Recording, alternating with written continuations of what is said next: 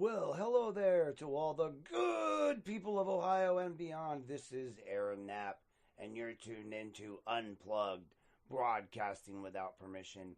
This is a place where the truth gets louder and we dig deeper, and where we always remember, be lawful, not awful. If you want the full stories, the documents, the videos, and everything they don't want you to see, head on over to AaronKnappUnplugged.com. My new home for every investigation, every episode, and every update. And while you're here, be sure to like the video, follow the page, and hit subscribe. And share this with someone who needs the truth. We're building something real here. We're building something fearless. And we're doing it together. Welcome to Unplugged. Let's kick this thing off. Plug with Nap. Yeah, we cut through the noise. No script, no leash, no polished decoys. Broadcasting without permission. We don't ask. We lift the curtain and we drop the mask. Unplug with Nap. Yeah, we cut through the noise. No script, no leash, no polished decoys. Broadcasting without permission. We don't ask. We lift the curtain and we drop the mask. Unplug with Nap. Yeah, we cut through the noise. No script, no leash, no polished decoys. Broadcasting without permission. We don't ask. We lift the curtain and we drop the mask. Unplug with Nap. Yeah, we cut through the noise. No script, no leash, no polished decoys. Broadcasting without permission. We don't ask. We lift the curtain and we drop the mask. Unplug with Nap. Yeah, we cut through the noise. No script, no leash, no polished decoys. Broadcasting without permission. We don't ask. We lift the curtain and we drop the mask. Unplug with Nap. Yeah, we cut through the noise. No script, no leash, no polished decoys. Broadcasting without permission. We don't ask. We lift the curtain and we drop the mask. Unplug with Nap. Yeah, we cut through the noise. No script, no leash, no polished decoys. Broadcasting without permission. We don't ask. We lift the curtain and we drop the mask. Unplug with Nap. Yeah, we cut through the noise. No script, no leash, no polished decoys. Broadcasting without permission. We don't ask. We lift the curtain and we drop the mask. Unplug with Nap. Yeah, we cut through the noise. No script, no leash, no polished decoys. Broadcasting without permission. We don't ask. We lift the curtain and we drop the mask. Unplug with Nap. Yeah, we cut through the noise. No script, no leash, no.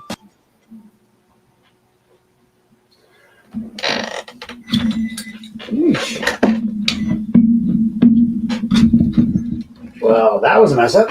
Hey there, guys. Welcome here, Lorain, Ohio, and all beyond. Here we are tonight. We're going to do a little podcast. We're going to be talking about Nancy Smith and everything Nancy Smith and nothing but Nancy Smith. And we're going to try to keep Aaron out of it just so that the naysayers are not there. That being said, here we are today. We're going to talk to you a little bit about what's going on. And I just want you guys to tune in and hear what we've got to say. So, how the system works is supposed to work. All right, let's see what we got here.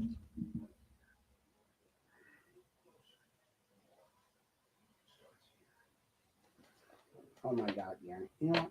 I'm not done. So, I'll tell you what.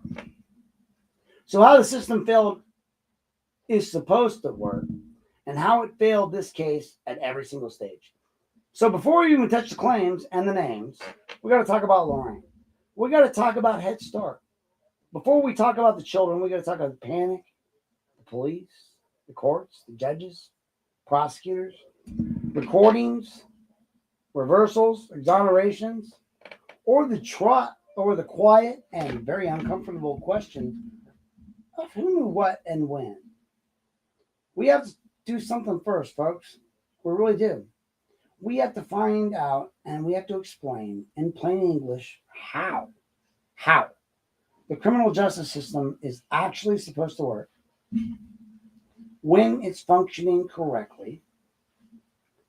And because if you really don't understand that, you really don't understand what the rules are supposed to be, right? You can't understand like just how completely they are bent when they're warped, when they're ignored, when they're weaponized for cases. Case by case by case by case. I've acknowledged it. I've documented it from Garen on down. From Garen to Mauricio to me to others to Dennis Flores. And this matters because over 30 years now, the public has been told different, right? They've been told different versions of the same company and lie. The mistakes happen, right? Oops. And that, hold on. We got to stop for a second.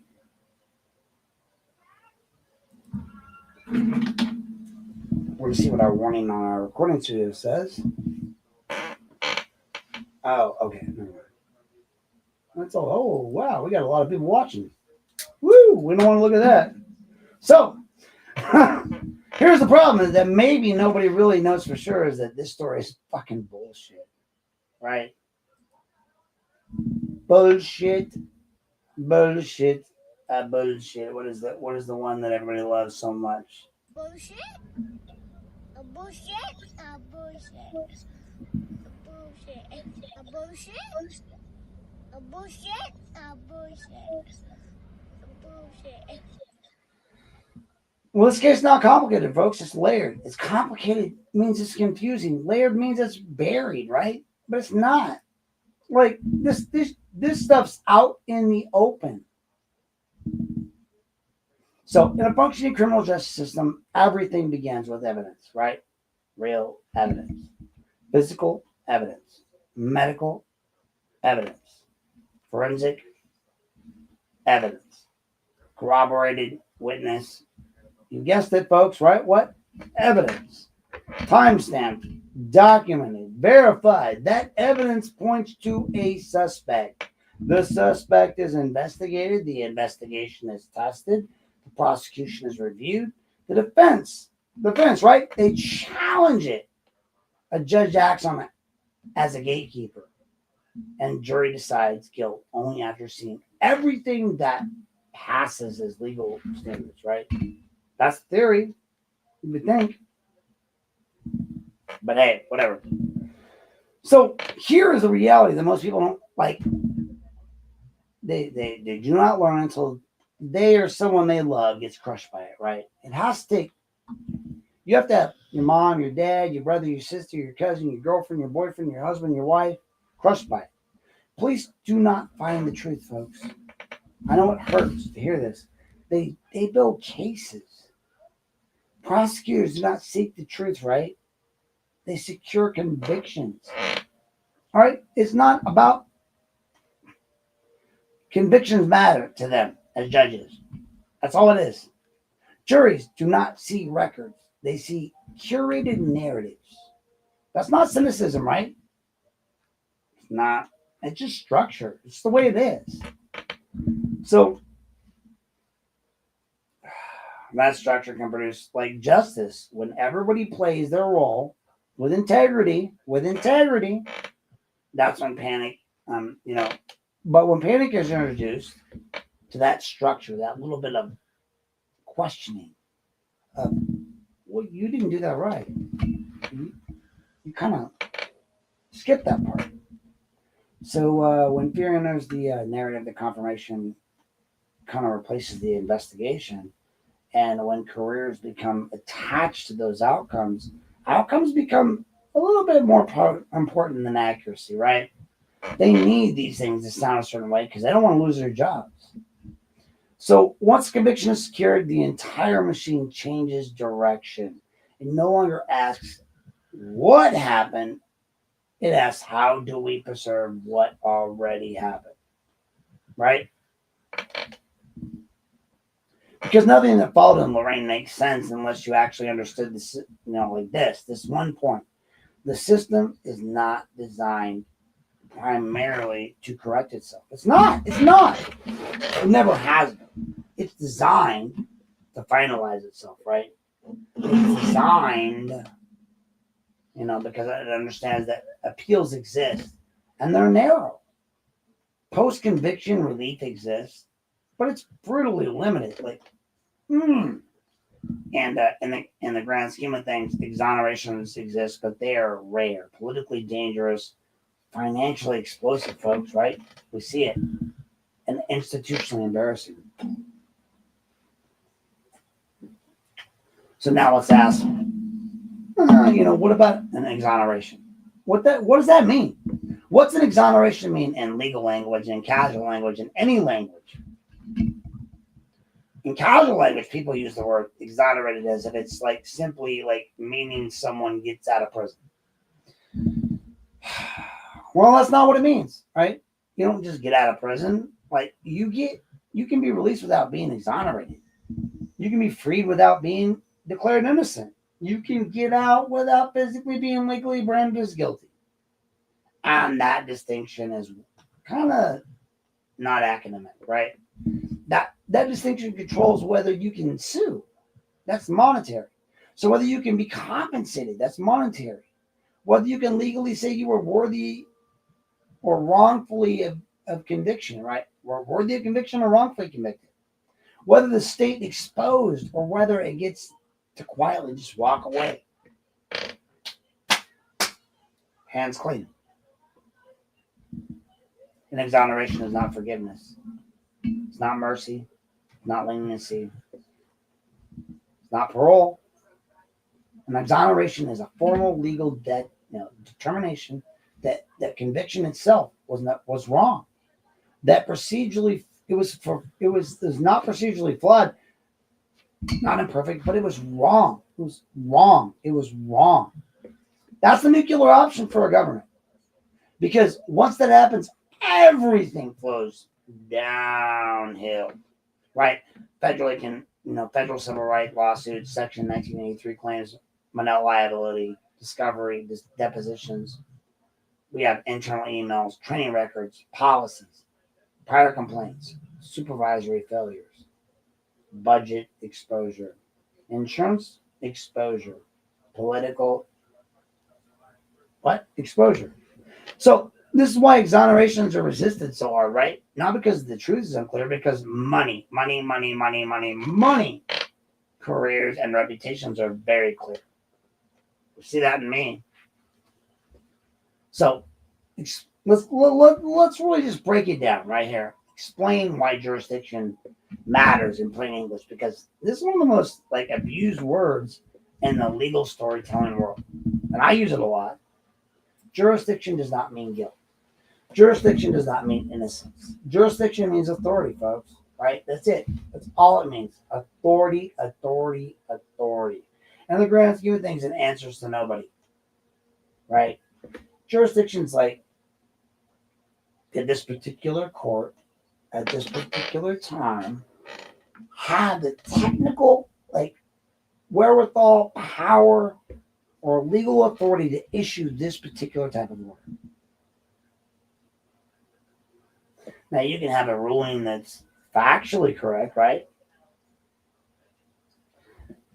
But jurisdictionally invalid at the same time. That happens all the time. When that happens, appellate courts, they do not say that the lower court was wrong about the facts per se. They say, you used the wrong procedural vehicle. You filed in the wrong posture. You lack the technical authority to enter the specific order, even if your conclusion was correct. Right? So that distinction is it's everything in this case. Everything. So because when Judge James Burge later vacates that conviction in, I believe it was 0809, I don't want to get that wrong because people get mad, stakes plainly were that there was never enough evidence to convict Nancy Smith or Joseph Allen. The Ohio Supreme Court does not later say, oh, he was wrong about the evidence. It says he lacked the jurisdiction to enter that specific form of acquittal under that procedural posture. Not factual vindication of convictions. It's definitely not procedural limitation on the one judge's authority, right? That creates a legal, sort of purgatory. Like Mormons call that moment when you don't accept them as a God, whatever. So where people say that they're physically free, but they're legally unresolved, right? So these people are let out on technicalities, but no decisions made. And that brings us to the final piece you have to understand before we even touch on the right.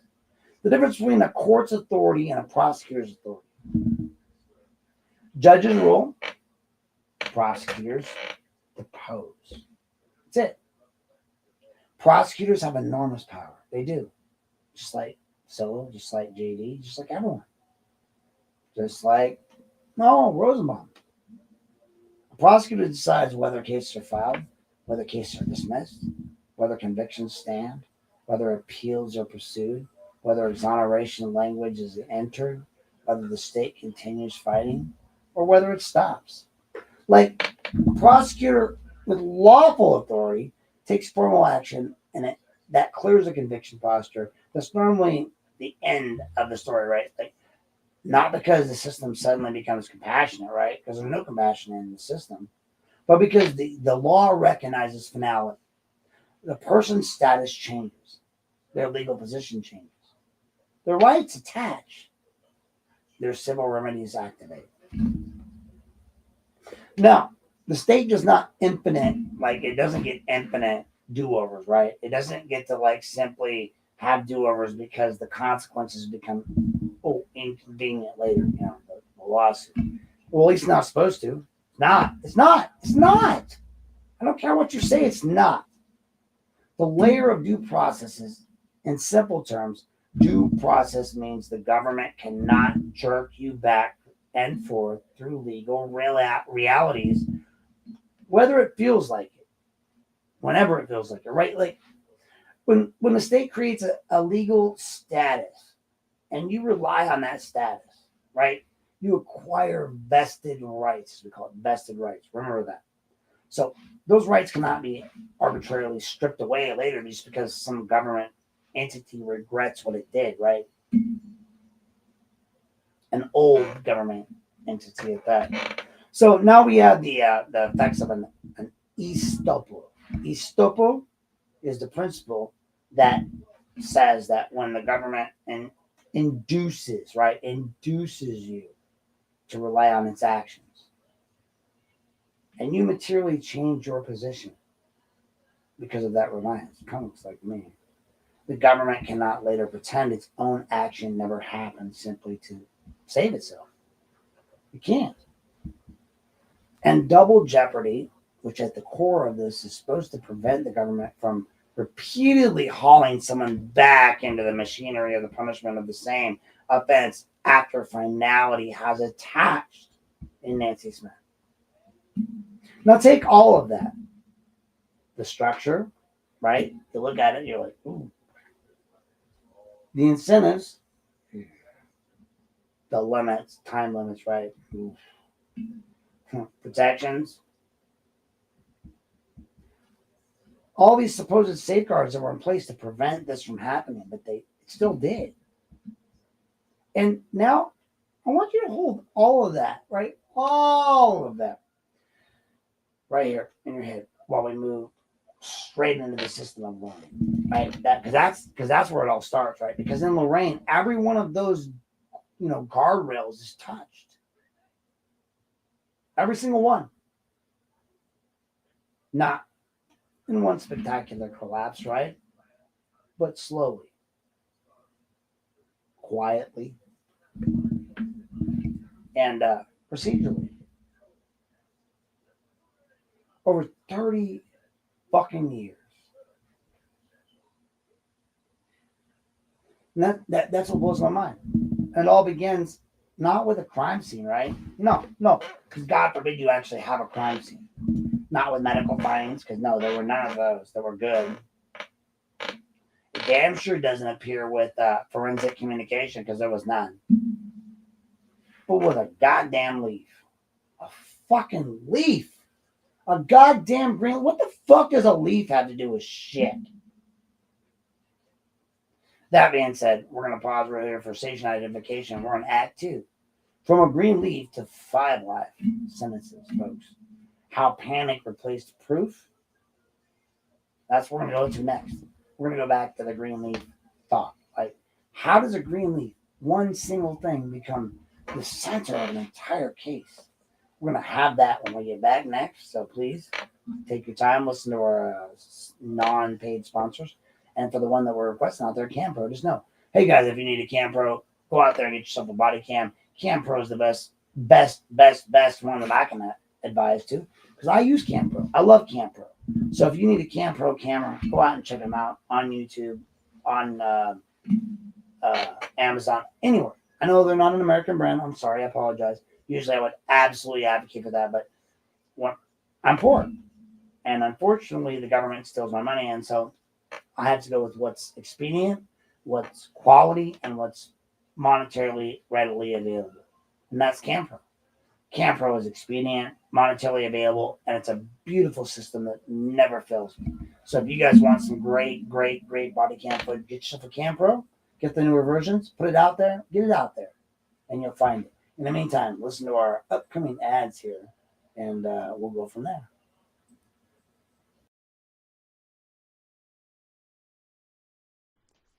Here at Unplugged with Aaron Knapp, we like to thank our sponsors. We have a few unofficial sponsors tonight, and they are definitely not paid sponsorships. I want to throw out there a big thank you to Joseph Jones and Eric Jones of the Lorain Daily and the Vermilion Daily. They have a local news page. You should check them out. They do plenty of great work broadcasting all the news that is the news that you want to have in Lorain and Lorain County. So check them out. Also, please, if you need any legal services, feel free to reach out to Robert Gargas. You can find him listed online. He's a fine attorney and comes highly recommended by yours truly. And last but not least, I want to mention D&C Radio. Please make sure you check out one of the up-and-coming internet hip-hop stations and all of their shows. They put on a lot of shows. You have the Never Outdone show. You also have the Eric Bowen show, Speak Up, Speak Out. So please make sure you guys check them out as well if you're looking for your latest and up-to-date hip-hop artistry. Thank you for tuning in. This has been a non-paid sponsorship brought to you by Unplugged.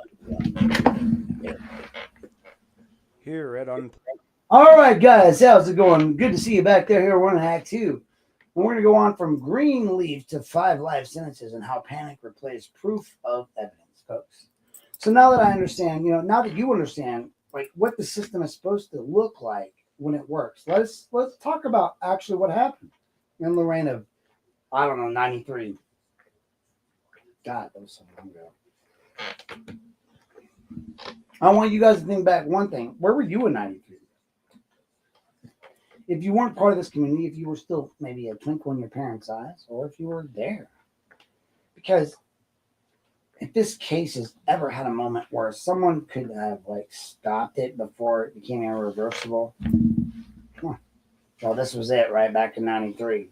This was the window where that responsibility investigation could have either confirmed abuse, whether real evidence, or shut down the entire narrative before it even metastasized into a generational catastrophe. Because that's what it is. It's generational catastrophe. But regardless, responsibility is not what showed up first, right? It didn't. You can see it. You can go back and look. I expect you to go back and look. Because fear did. Fear reigned first, as it did with all of those claims back then. A 4-year-old child comes home from Head Start. Later that evening, her mother notices something tucked underneath the child's shirt, right? A leaf. Not a wound, not blood, not torn clothing. A green motherfucking leaf. The child is taken to the emergency room that same night, right? Because of a fucking leaf. Now, I just want to point out, when I was in 4th grade, 5th grade, somewhere in there, my stepfather and I had a dispute. I was edging the grass yard because he was an alcoholic, and as I've told you in an early podcast, I was chipping away at the grass on the edges to get the grass away. And my neighbors threw grass on my back, and I chased them, and he saw me leave the yard, and that was worthy of the later demolishing punishment I received, was staying in the corner for hours on end at the request of an alcoholic abuser. But anyway, I told him, hey, Mark and Matt, my neighbors, they threw grass on my back, and if the grass was there, it would be there, right? That was the point. But no, he didn't care about that. No. Put me in the corner, left me there until I would admit the truth. See my mom in the liquor store when I turned around to see she wasn't there anymore, because, again, I saw someone leaving. I looked out the window. I got my ass beat. Not fucking, my mom never knew, but it was beat. It was beat the fuck down. Like the piece of shit I was. And, anyway,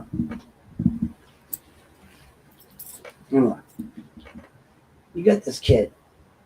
Her mother notices something tucking on her shirt. They see that. Take him to this kid. The child was taken to the emergency room, right? That same night. It's not like 5 weeks later. The part that always gets skipped over in the public retellings of this story that I've read, and I've read a lot. So kind of let's slow it down a little bit here and say it clearly. The emergency room documents found no medical findings confirming sexual abuse. None whatsoever. No tearing, no hemorrhaging, no trauma, nothing that meets the medical threshold for assault. And as a social worker and as a parent of a child who's been abused, I get that more than anyone. Challenge me. I dare you. Porn. Anyway, at that exact moment, the entire future of this case is still open, right? The system could have done what medicine and law are supposed to do when panic and reality collide. It could have relied on the evidence, right? Oh my God. Holy shit, there's evidence? All right. It could have deferred to examination. It could have eventually, we're going to take this shot because I'm getting a little hot. It could have eventually done what normal people do. And, I don't know. It could have deferred to examination. It could have carefully evaluated what the child said, right? Versus what was being inferred by the adults. It could have absolutely taken a breath.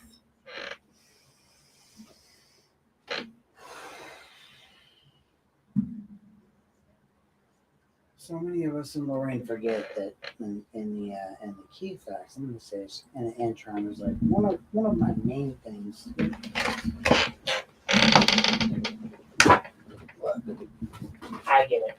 Everybody hates that Aaron was a therapist, right? You guys all want to kill me for being a therapist, but look. This is what I said to the guy at the deputy at the prosecutor's office the night he inferred I was breaking the law. I know it's backwards, but you'll figure it out, right? I don't know how to do that. So what it says is grounding techniques. Things you can see, 5. Things you can feel, 4. Things you can hear, 3. Things you can smell, 2. Things you can taste, 1. That's one. Here we have cognitive distortions, right?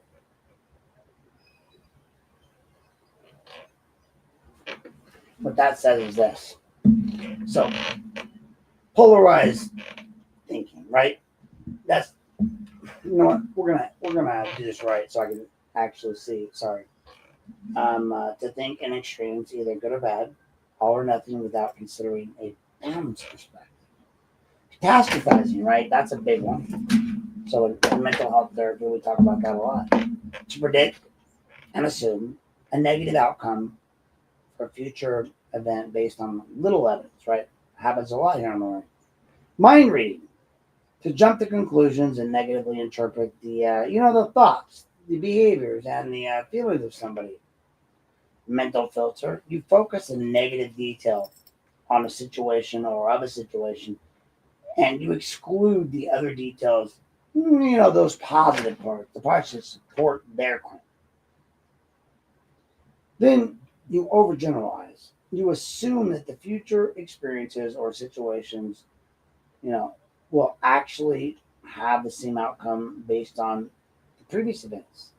And they won't, because they don't and they can't. Should statements, right? To think that your behavior or other people's behavior and events must or should or ought to occur a certain way, right? Just social. Personalization, to blame yourself for the actions of others and external events that occur without considering other factors that are out of your control. Blaming, to blame somebody for an event that occurred maybe without considering the other factors or how you might actually have contributed to the event. That's one of my biggest ones. Did I contribute to the event of JD? Yeah, I did. I have to blame myself because I did that. I listened to Hall, I listened to Silo, and I went after the people that I need to go after. It's my understanding that sign that I was bitching about at Rock on the River actually belonged to a particular individual. Who's that guy over there on the street with the I forget his name, but he has like Campana. That's right. So Mr. Campana, apparently Mr. Campana, who's tried to friend me, who's tried to call me via video chat, who's tried to message me. Yeah, that guy. That guy has like literally tried to engage himself in my life so many times to tell me things. Here's the thing, Mr. Campana.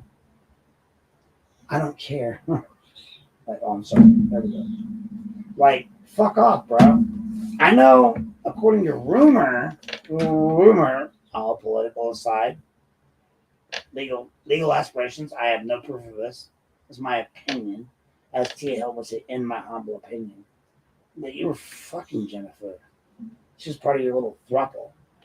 And if I look at you, if you were that, then what do I look at with the people she was staying with in Arizona? And that's an argument that there was a throuple. And that argument turns into they got tired of her bullshit and kicked her out. So again, all I see here is Jennifer being the problem. You sent the problem to your enemy in JD. You knew he had a connection with her, so you sent her there. Why'd you call me? I don't know you, Campana. I don't fucking know you at all. What the fuck would you call me for?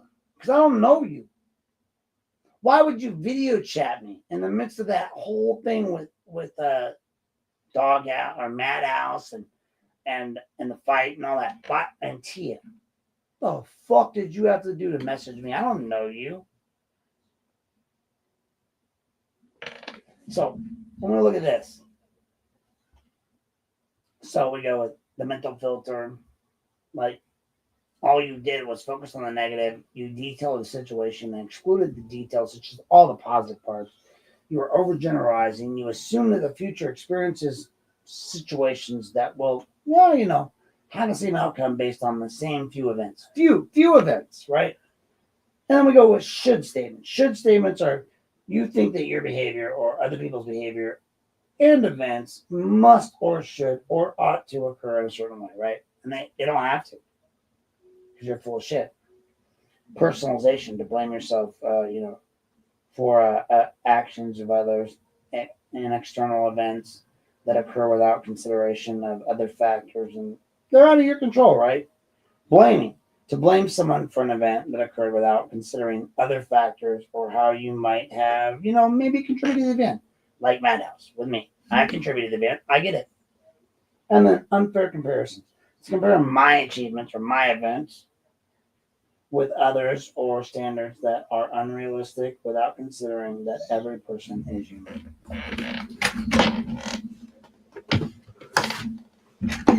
How about unique my ass? All right, so how about this? How about, yes, I went to Madhouse. Yes, I drank too much. Yes, I do that. I have mental health issues. I drink too much sometimes. sometimes I do what I do, but the law states they have to sort of conform to that, right? Like in some way, shape, or form, they were supposed to protect me. They didn't.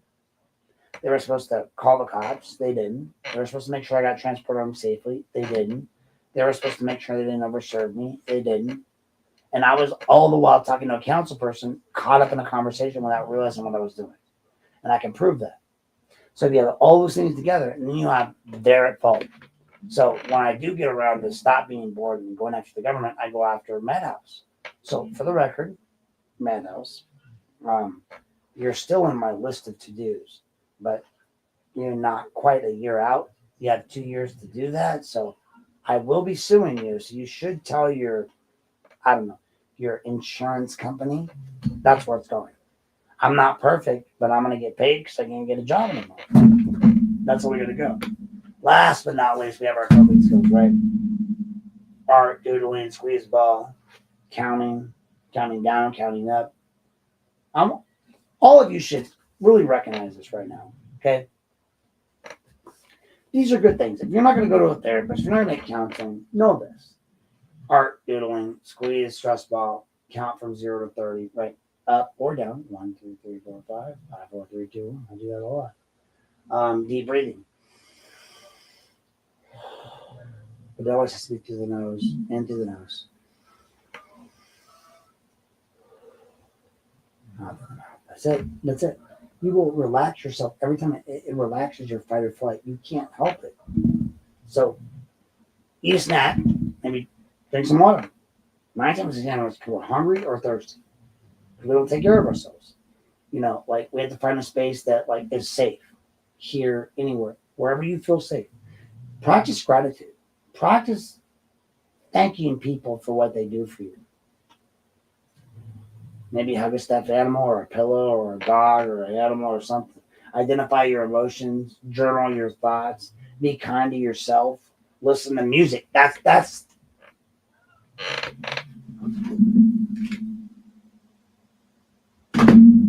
it. Listen to music. It'll help you be happy.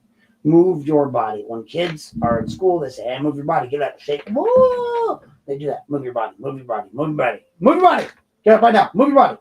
No, you right now. Come on. Don't be lazy. Get up. Move your body. Really, that's what you call moving. Maybe you can dance a little.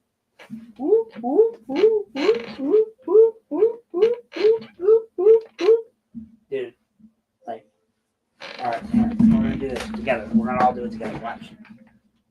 All right. So first off, we're gonna do the side straddle hop. The side straddle hop. We're gonna do 10 of them because that's all we can do. It's like 10, like 1, 2, 3, 1, 1, 2, 3, 2, 1, 2, 3, 3, 1, 2, 3, 4, 1, 2, 3, 5, 1, 2, 3, 6, 1, 2, 3, 7, 1, 2, 3, 8, 1, 2, 3, 9, 1, 2, 3, 10.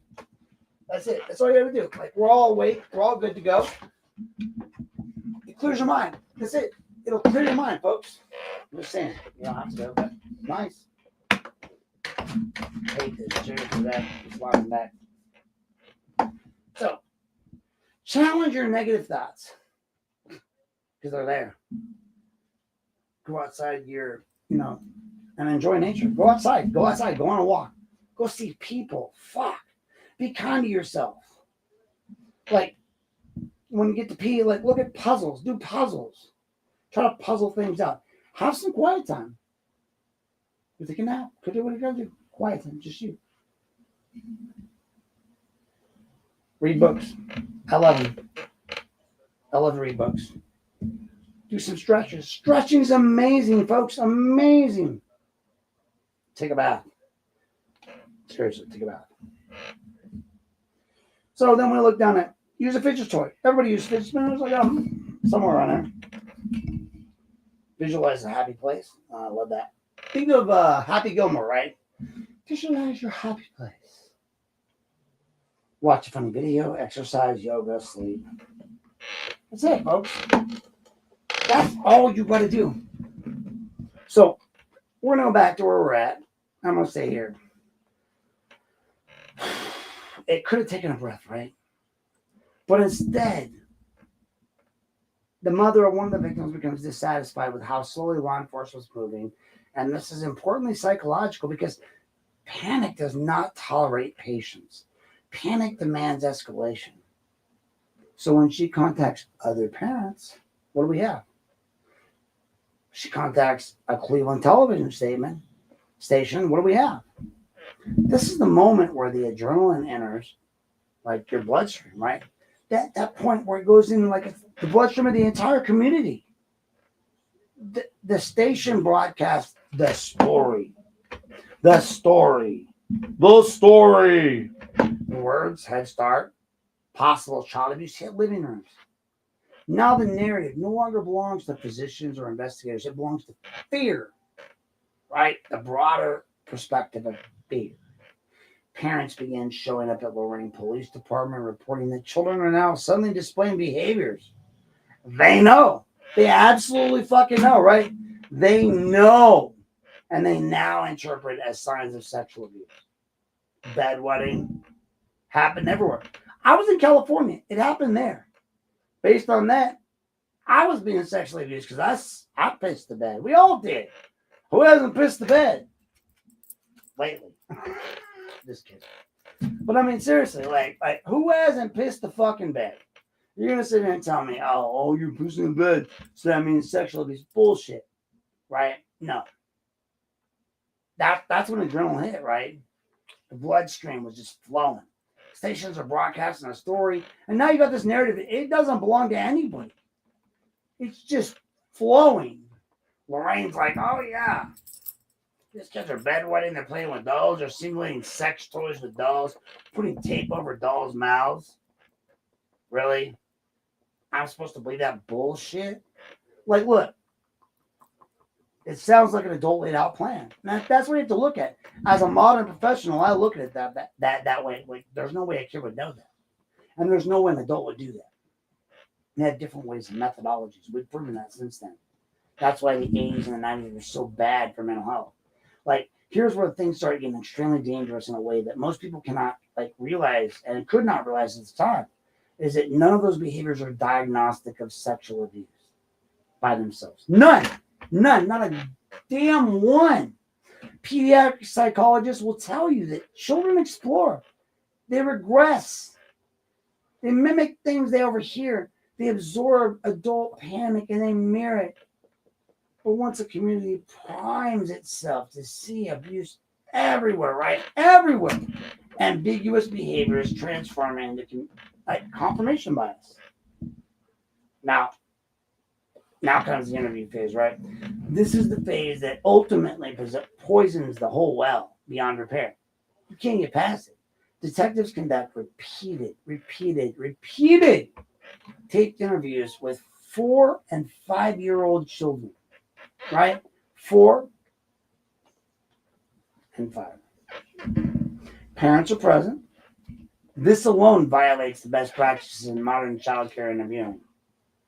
But fuck, it gets worse than that, folks. On tape, parents actually answer the questions for their children. How the fuck are you going to do that? They're going to correct their children. They're going to clarify for them. Investigators suggest names. Nancy Smith, Joseph Allen. They ask if the person who harmed them was one of these two. That's so fucked up. But okay, some children agree after being prompted multiple fucking times. And some children deny that the abuse occurred at all. That was it. Not speculations, not transcripts, not what psychiatric findings were later, that would become so devastating. This was because one suggestion enters the record of a 4-year-old's memory. The memory is no longer really a memory. It becomes a constructed narrative. Now let's add into that the physical descriptions into the mix, right? Because this part alone sure kind of stopped everything. You would think, but hey, fuck it. Why, right? Why not? Some children describe a black perpetrator, African American. Some describe him as white. This guy, not me. Some describe the perpetrator as pink black with white spots. All right, I do want to stop right there because there's a small one I want to point out. It's been suggested that that was part of the problem too when you try to paint somebody completely black with black skin, which is now not okay. But in the 80s and 90s it was. Even in the 2000s, people were still doing it. Why would you have someone black with white spots? Someone painted black who had white spots because certain spots got worn off. But hey, whatever, right? We don't actually look at Occam's razor or any game theory to determine what's the most simplest answer. Was it a black guy with white spots, or was it a guy that was white with black paint on him that showed white spots? But whatever. Hey, eye color changes, hair changes. Come on, give me a fucking break. Facial features change. What is this? House of fucking cards? And then, last but not least, the goddamn house changed. I mean, if you don't want to punch somebody in the face yet, I'd have to question why. I'm not gonna do it. Just saying. Some children describe this house as being a basement, right? And then they describe being taken into a basement. And they describe an upstairs bathroom. So basement, right? Basement. Sorry, bathroom.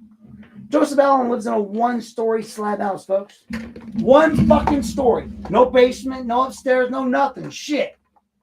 Don't get no clearer than that. Joseph Allen lives in a one-story slab house directly across from the local fucking newspaper building. I'm assuming that means the Chronicle. No basement, no upstairs, no upstairs bedroom, for fucking sake.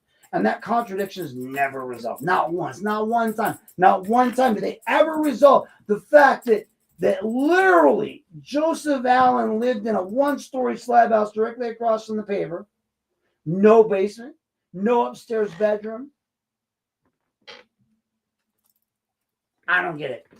But under a rational investigation right standard like that alone would have paused the case, right? Absolutely. That's where we stop this case, and I'm gonna have to end the interview, the whole story, right? Because like normal people, the Lorain police paused that investigation and realized it was bullshit, right? They did. They absolutely did. And I'm sorry for dragging you guys into this whole bullshit story. Oh shit. Sorry, my bad.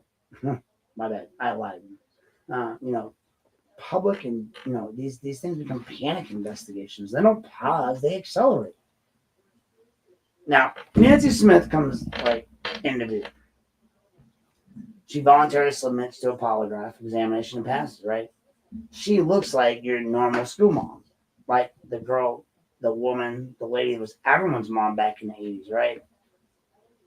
Amber's mom. I have cartoon versions of her in my story, whatnot, but Nancy Smith comes into view. She voluntarily submits to a polygraph examination, and she fucking passes. That's important, folks. You can say polygraphs are not admissible as proof, but they're often used in investigative tools.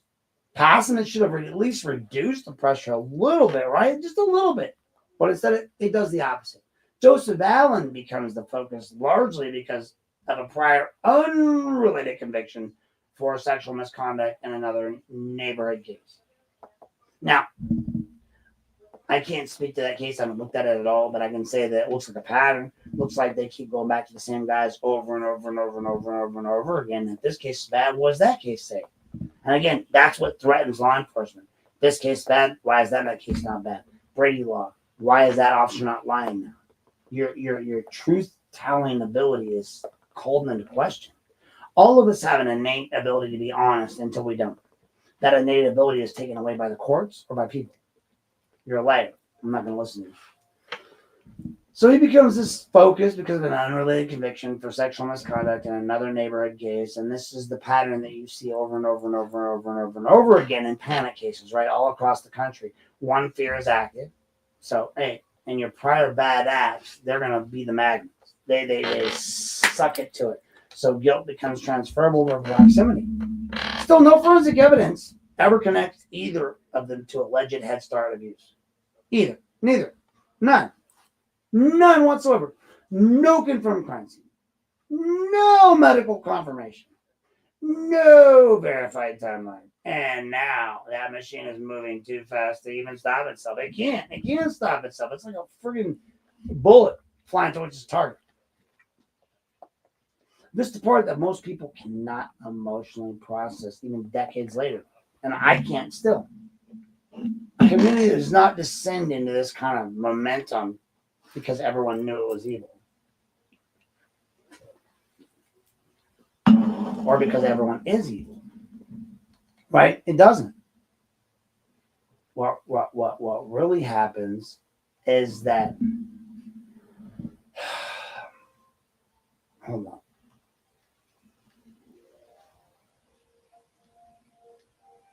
It really descends. It really descends because people are afraid, right? They're afraid, and they hand their critical thinking over to these institutions that are supposed to know better, right? They're supposed to know better. Our government's supposed to know better. And when these institutions fail to apply the brakes when they're wrong, fear becomes that policy.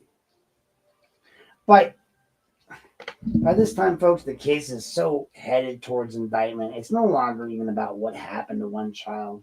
It's about what happened. It's about what the community kind of believes now, right? Happened to many. The belief is being treated as evidence. That's how you go from a little. I wish to now I thought I hadn't brought a leaf in there to indictments. An upside down pineapple is a leaf. Now, what comes next is kind of how you go from indictments to life sentences. Kind of a big deal, right? So in the next act, like we get into what the jury knew, what they saw, what they never saw, and what a verdict gets engineered without looking at actually what it was. I'm going to apologize to you guys. Again, as always, this is going to be a long one. People said I haven't told the story right. I've told it from my perspective. Tonight, we're telling the story right. You can cut it. You can come back and watch it later. You can shut it off and then come back. But tonight is all about Amber Smith, Nancy Smith, and her mother's case. That's it. That's what we're doing. We're not talking about Aaron. I may mention me a couple times for fact purposes, like I told Amber. I can't talk shit about you if I want to first not talk shit about me. That's it. So I talk shit about me, and then I talk shit about you.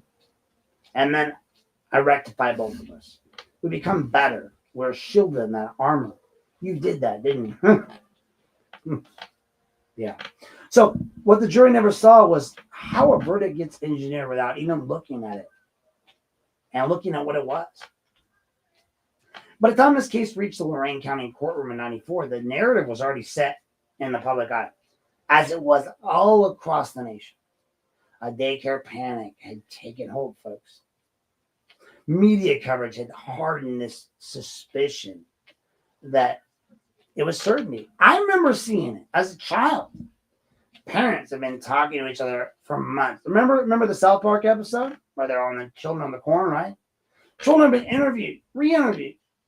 Two names have been socially welded into this story, like welded, hammered, nailed, super glued. I don't know the fuck how you call it. Nancy Smith and Joseph Allen. Nancy Smith and Joseph Allen. Nancy Smith and Joseph Allen. Nancy Smith and Joseph Allen.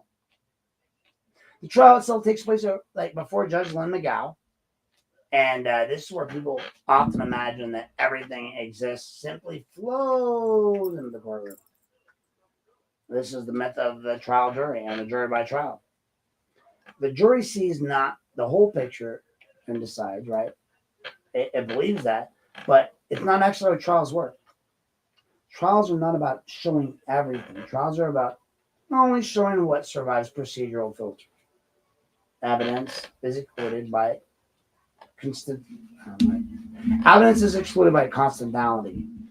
Sometimes for legitimate reasons. Sometimes for reasons that look later like catastrophic.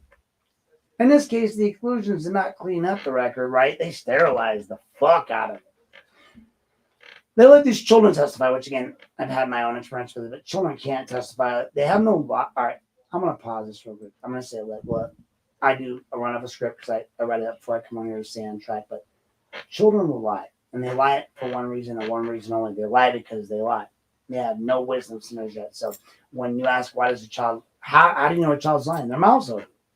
So they lie because they say what is most convenient, most protective, most in their best interest. That's it. No one else's. And that's normal. It's not a bad thing on them. They don't have wisdom centers. They don't understand how telling can benefit everyone, including themselves. So they don't get it.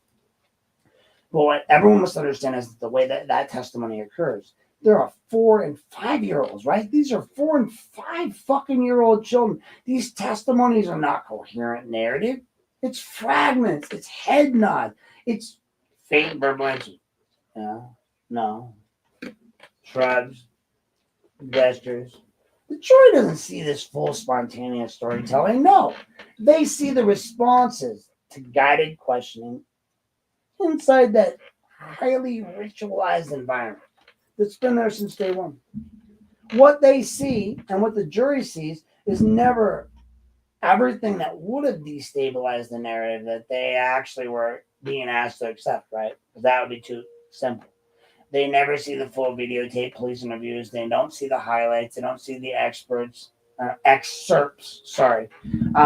the full tapes. They're still hidden.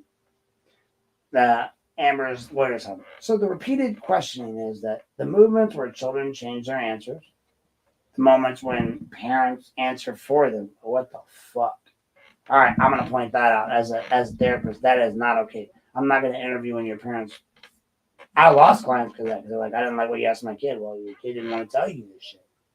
So, but they still have the right to the record, and I'm not going to change the record. So they ask the record, they look at it and they go, you told my kid this? Well, no, your kid told me this. So the moments where the children were not saying anything, those things happened, and then later say something did after a suggestion, right? A suggestion. So they never see the lineup identification videos where the majority of children fail to actually ever identify Joseph Allen. None of them. Think about that for a moment, just a second. The state alleges that abuse occurred repeatedly, right? Multiple children over time with toys, with masks, with ropes, with props, with transportation. And yet when they're showing lineups, they can't even identify the man who's supposed to be their abuser?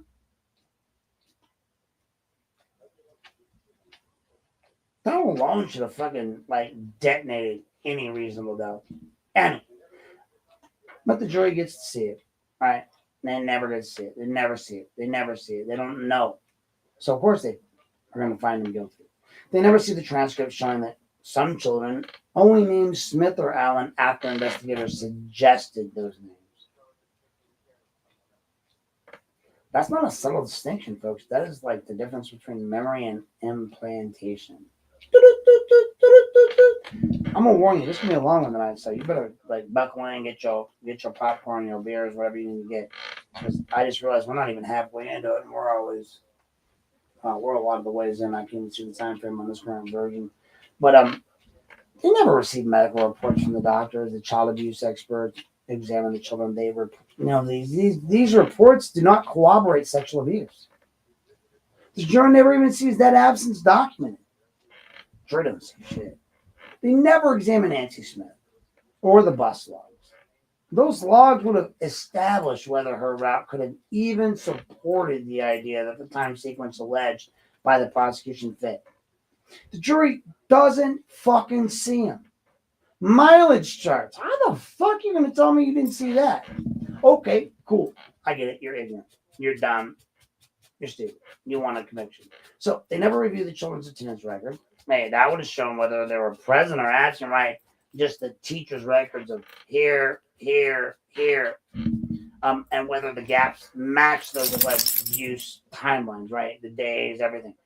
They don't see shit about that. Then there's the crime scene, right? Or more, wait, hold on.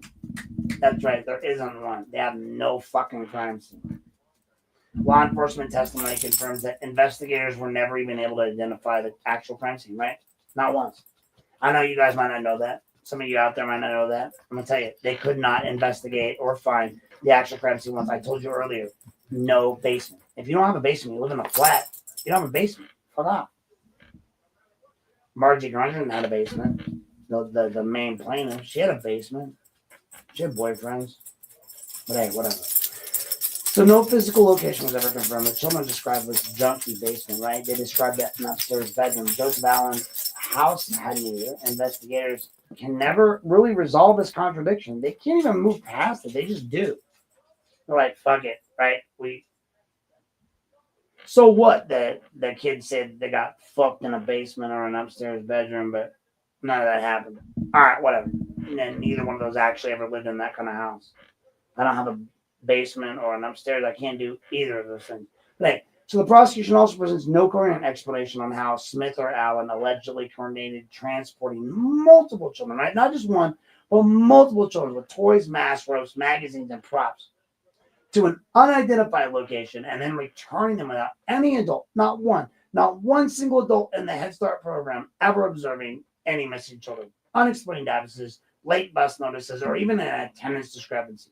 These kind of things today would they'd be like, fuck off. But not back in the 80s. Right? We did a lot of shit. We still believed in Freddy Krueger and all that bullshit, right? But there's no timeline demonstration. There's no route to reconstruction. The jury never hears a plausible mechanics of any sort of a criminal argument. And there's that whole thing that's the object of that ignited everything, right? This fucking green leaf. Fuck off with your green leaf. Like, I don't even get it. And the leaf that triggered the emergency room visit, the leaf that triggered the media call, the leaf that triggered the public panic, the leaf that triggered the police surge. It's never introduced into evidence, not fucking once. Not once, folks. Where's the goddamn leaf? Not authenticated, not tested, not explained, not even fucking traced, not even contextualized, right? Not a goddamn thing about the leaf is ever brought up. The whole point of the whole case, it just disappears. From the trial like it never existed. After all that, after an evidentiary vacuum has been curated into a clean narrative, the jury deliberates for less than one fucking day. 1 day. Less than 1 day. And then Nancy Smith, Amber's mom, is sentenced to 30 to 90 years in fucking prison. 30 to 90 fucking years in prison. Joseph Allen gets 5 consecutive life sentences. Like one isn't goddamn enough. You got to give him 5. Was he going to die 4 more times after that? Fuck off. That's like asking somebody to continue looking for something after they find it. No, I kept looking after I found it. Nah, Joseph just fucking died once. But just in case he comes back alive, and that has actually happened, we're going to do 5. And I said, well, look, you got 4 more, motherfucker. 5. Think about that. The gap between like what the jury saw, what was actually existed, right, evidence-wise. They never saw interviews that showed contamination. They sure as fuck didn't see the lineups that showed the misidentification. Black man with white spots, 6226, 626226, 67. Anyway, like they never saw the medical reports that showed the absence of physical confirmation. They never saw the logs or the records that tested the timelines and found them to be false. They never saw the contradictory criminal or crime scene descriptions that were reconciled. They never saw any of the original object that started the entire case, right? That stupid fucking leaf. Fuck your leaf. A leaf on the wind. Must piss them off when they watch goddamn Forrest Gump, right? So, there's not a story of jury choosing to ignore the evidence. It's not a story of jury never being allowed to encounter the evidence. It's not even one that would have stopped the verdict from forming the evidence in the first place. This is a story of how wrongful convictions actually happen in real life. Not through motives or movies, not through dramatic courtrooms or confessions, but through quiet execution, through narrative control, through what never gets entered into the room, right? Ever. Once the verdict lands, the public believes that that's the truth, right? Justice was done. The community exhales. People like Patrick Horn or Tom Williams or all these other people, they say, the community, we've exhaled. The panic feels justified retroactively. Oh, see, I told you. They were wrong. Patrick Horn, CC, Aaron Knapp, and Garen Petty were troublemakers. T. Hill says troublemakers. They're all troublemakers. But the troublemakers are really you guys. Patrick, you talk a lot of shit for a guy who doesn't say anything. You know, I support most of your LGBTQ causes because I'm a social worker. But you as a human, like the amount of shit you talk, fuck off, dude. For a twig, you talk a lot of shit. And I talked to you outside that block watch meeting that one night when you tried to suck my ass to get fucking whatever. You do you, bro. But stop fucking dicking around on me. Because I don't got shit for you. I'm not running for office anymore. And you're a little bitch. But hey, whatever. I'm sorry. I wasn't going to make this about me, but I did. So, my bad. And in the end, a story jury never is being allowed to encounter the evidence. That would have stopped the verdict always from the first place, informing.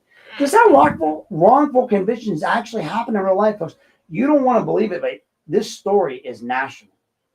Not through movies, not through dramatic courtroom confessions, but through quiet exclusion, through that narrative of control, through whatever gets entered into the room. You believe whatever's in the room, whatever they tell you.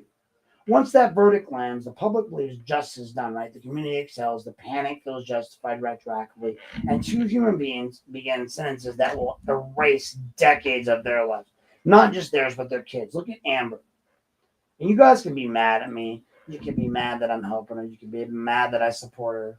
You can be mad that I look at her and I see a lens of a young lady who had her childhood stolen. Imagine being at. All right, guys. So watch Julia Stiles and like whatever. I'm not gonna name them as like Step Up, Step Out, whatever. All these dumbass movies they had about kids in the '90s, and they said, "Look at this kid. They suffered this pain. It wasn't their pain, but she still became a great dancer." You know, Julia Stiles was Step Up. They do this time and time and time and time and time again. Then you have this woman, Amber Smith, a young woman, and my daughter's age, at a national skating championship. Her mom, before the championship, says, "Hey, I'm good. You're good. We're all good. Do your best, babe. I love you. I'll call you when it's done." Referring to her criminal trial where they were demolishing her with no evidence. And when Amber got out of that, there was no call. There was no, "Hey, babe, I know, and I know, but this is it." And then when she got home, there was no people there to help her. Prosecutor's office, White, Rosenbaum, all of them. Even Jack Bradley conveniently forgot about those children. Right? You want us to love your kid, Jack Bradley, in their singing career? What about Amber? Amber could have been like, I don't know, stupid. She could have been like figure skaters on ice. She could have been doing all these beautiful things. Look at her. When you guys want to know why I helped her, look at her. Like, yes, of course, she's cute. I get that. I get it. She's cute. I would be a fool not to acknowledge that for her age, for her looks, for everything, she's beautiful. And for what she's been through, she's even more beautiful. The fact that you go through that kind of trauma and you come out on the other end looking youthful, I mean, I get that a lot too. But it's not about her. It's about her mom and about what was stolen from her. I talked to my mom tonight for 2 hours. We talked about a lot of things: family, regret, familial regret, everything. All you have to look at no further than this is that a mother was taken away from her daughter and a daughter was stolen away from her. And as a son who only has my mother, I get that. It hurts me inside. That's why I was drawn to this whole story. That's why I don't know how to feel about it. But once that verdict lands, right, the public is always going to believe that the justice was done, right? That's it. It's over. The community exhales. They feel like, oh, that panic was justified. We're good. You know, we should have just arrested everyone at Head Start, right? They exhale retroactively. Two human beings, though, they start this life of no decades of life, right? They erase their life, their kids' lives, everything. And for years after that, the story stays sealed. Nobody talks because there's no internet. There's no nothing to bring it out there, right? Not because it's strong, not because it's not strong, but because reopening it would really be too dangerous to everyone who allowed it to happen, right? Lorain politics, the chief of police, Sal Rivera, as I pointed out on my story, all these people. But the psychiatric collapse of what happens to children when adults teach them what to remember, right? I was talking about my mom this night. Like, I hear your stories, but I know some of them are continuations of your stories and some of them are my memory. I have almost perfect recall. I have redacted, no, not redacted. I say it all the time. I can't think of it right now, but I have this ability to remember things that I shouldn't, and I did. But by the time the appeals began, by the time the civil attorney started asking these harder questions, right? I just want you to know, like, by the time the Ohio innocent process, all these people came in, like, and experts, people like even me, finally got access to these children that are now older, more verbal, more stable, and further away from the immediate gravitational force of this whole community panic, the whole answer, the scientific structure, the underneath, like the whole underlying purpose of this case begins to start to fall the fuck apart. Excuse my French. But this is where I need to slow it down a bit, like, even though like we've been going forever, but everybody worries about, like, oh, I make every story about me. This is not about me. All right, this is about Amber. Really, not even about Amber. Like, this is about her mom. Her mom and Joseph Smith got fucked. And if you guys can't see that, if you can't look at what Tony's doing and all these people are doing, I don't give a fuck about. I mean, look, yes, I do give a fuck about what happened with him and that stuff. But now I see it in a broader spectrum. And I can hear someone like Amber who's never had a reason to lie, who has a reason to tell me, I see this, this, and this. I see the good in JD and what he did. I've never said JD's a bad human. And I never will. Nobody's a bad human except for maybe Hitler or Mussolini or a few other, Genghis Khan. We all serve a role in everyone's life and everyone's perspective. So when I look at it from that way, I say, look, like, I'm going to say, I don't judge you. I don't hate JD. I don't, bro. Like, look, I'm going to give you the opportunity to do what Amber wants you to do. So Aiden Fogel said, yo, sorry I said that. Okay, cool. I was easy with that. Like, that's an easy forgive. All you have to say is, I'm sorry I ignored you. It's an easy forgive. Like, you say, Aaron, I'm sorry I forget. I'm sorry I ignored you. You post that online. You send it through Amber. You send it through, I don't know, whoever you trust. Judge Burrage, who hates me. I get that what you guys did was really got enough bullshit going on in your lives. I can accept that. I like that answer that Amber gives. Like, she offers an answer that's relatively understandable to me. Just like when James came at me, I can understand a man coming at me. When you took it to my board, you became a little bitch. At least JD and I was only mad when Burge wrote the letter to the city of Lorain. But even then, was it really that bad, or did Burge tell Riley what the fuck to do, and Riley didn't listen? Now that I look at what Burge did for Amber's mom, and I look at what JD did, maybe there's some truth to it. The problem is they listened to these investigators who, again, I go back to the beginning of our statement, were all part of a generational project of the Lorain County Prosecutor's Office being all the same people. That's your bigger problem.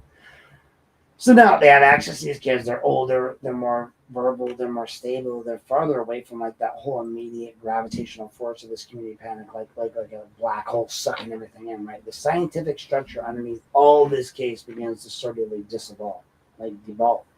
It falls apart. It disintegrates. It's gone. Right? And I can say this as somebody who actually knows, and as somebody that actually worked inside this juvenile justice system and within juvenile systems. I was a juvenile justice counselor, folks. I'm a licensed social worker. I'm someone that spent years, or at least a few years, sitting across tables from kids who've been interviewed, coached, questioned, influenced, prosecuted, pushed, shielded, sometimes unintentionally harmed by the very adults that are supposed to protect them.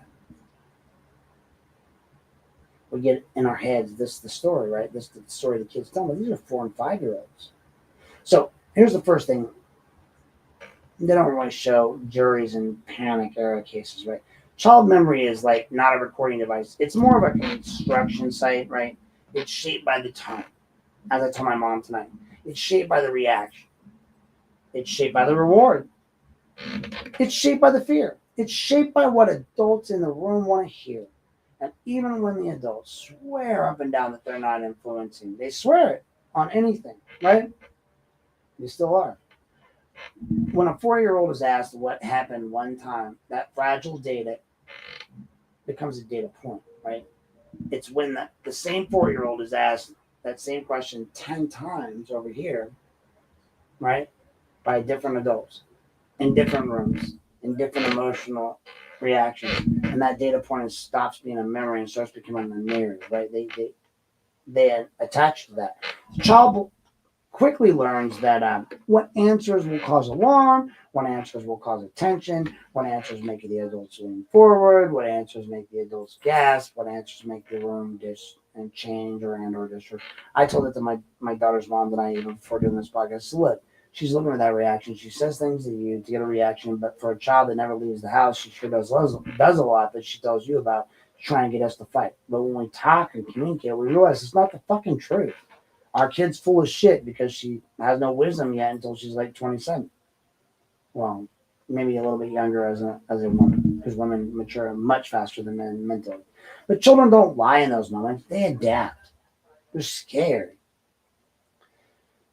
But I mean, the grand scheme of things, years later, you got Dr. Kathleen Quinn from the Cleveland Clinic Foundation. She evaluates multiple children connected with the Lorain Head Start civil litigation. Her conclusions are blunt and deeply uncomfortable to everybody involved, right? Because the interrogations were coercive. The questioning was leading. She saw the tapes. The inconsistencies between what children reported in the interviews and what they later told their parents were never, ever, ever properly reconciled. The memory contamination was not a possibility. It was a finding. It's like ridiculous. From a clinical standpoint, this is devastating, right? And I know this because I'm a clinical provider. I got a back on the wall, like DSM-5, right? No, there. So, because it means that once the interviews unfolded a certain way, the actual original factual questions of whether the abuse occurred became pretty much impossible to separate from the children from what they had said and what they've been taught to remember. That's not some theoretical bullshit for me, right? I've worked these cases where a child genuinely could not distinguish between something that happened to them or something that, they were told that happened to them after a repeated question. Not because they were dishonest, right? But because their developing brains integrated that narrative into their memory structure. It happens. I've done it. Now, later that on top of what that panic does to adults, right? These parents were not malicious necessarily. Maybe one was. Maybe Margie Grundon was. I don't know. Because here, the rumor mill, she did this to the people. Other victims have shown up. Maybe you should look into that. But they were terrified. They were adults, unconsciously reinforced narratives without meaning to. They were asked to follow up on questions. They repeated statements. They clarified for the child, and they correct the child when the answers didn't match the expectations. They did not realize what they were teaching. That's the most modern forensic child interviews don't. Right? They look nothing like most of them. Most modern ones don't look anything like what happened back in the day in Lorain or in '93. Today interviews are structured. They minimize any sort of suggestion whatsoever. Parents are never allowed in for any reason. Repeated interviews are restricted for a reason because leading questions and documented for a reason. Like they lead the child to do what they are told to do. Those safeguards exist precisely because of what happened in cases like the Nancy Smith case. That's it. Dr. Quinn's conclusions mirror that national experts will later identify across the United States, from Bakersfield, California, all the way to the East Coast in Ohio, that daycare panic prosecutions, the McMartin preschool, Little Rascals, Jordan, Minnesota, entire cases were built on layered narratives. They were narrative constructions rather than independent memory calls. And once the panic subsided years later, juries across the country were left looking at verdicts that science no longer supported. That's the problem, right? This is the point where people often misunderstand how wrongful convictions persist. They imagine that when experts finally say the interviews were flawed, the system simply resists. It does not. The system resists because by that point, a verdict already exists. Careers are already tied to it. Official narratives are already sunk into public consciousness. And undoing it would require these institutions to admit that what they once presented as certainty was built on psychological quicksand. And if you were born in the 80s, you know what quicksand means. Oh my God, we're going to die from it. None of us are going to die from it. But the juvenile justice side of things, I can tell you like something else kind of matters here.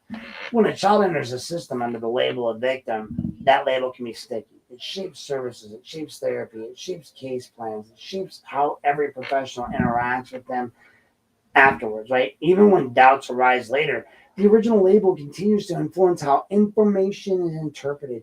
Everything filters to that what came first, right? The what came first. So everybody that looked at Amber would think that what came first. That's exactly how entire belief systems survive by being like so long for being long after their foundational like systems collapse.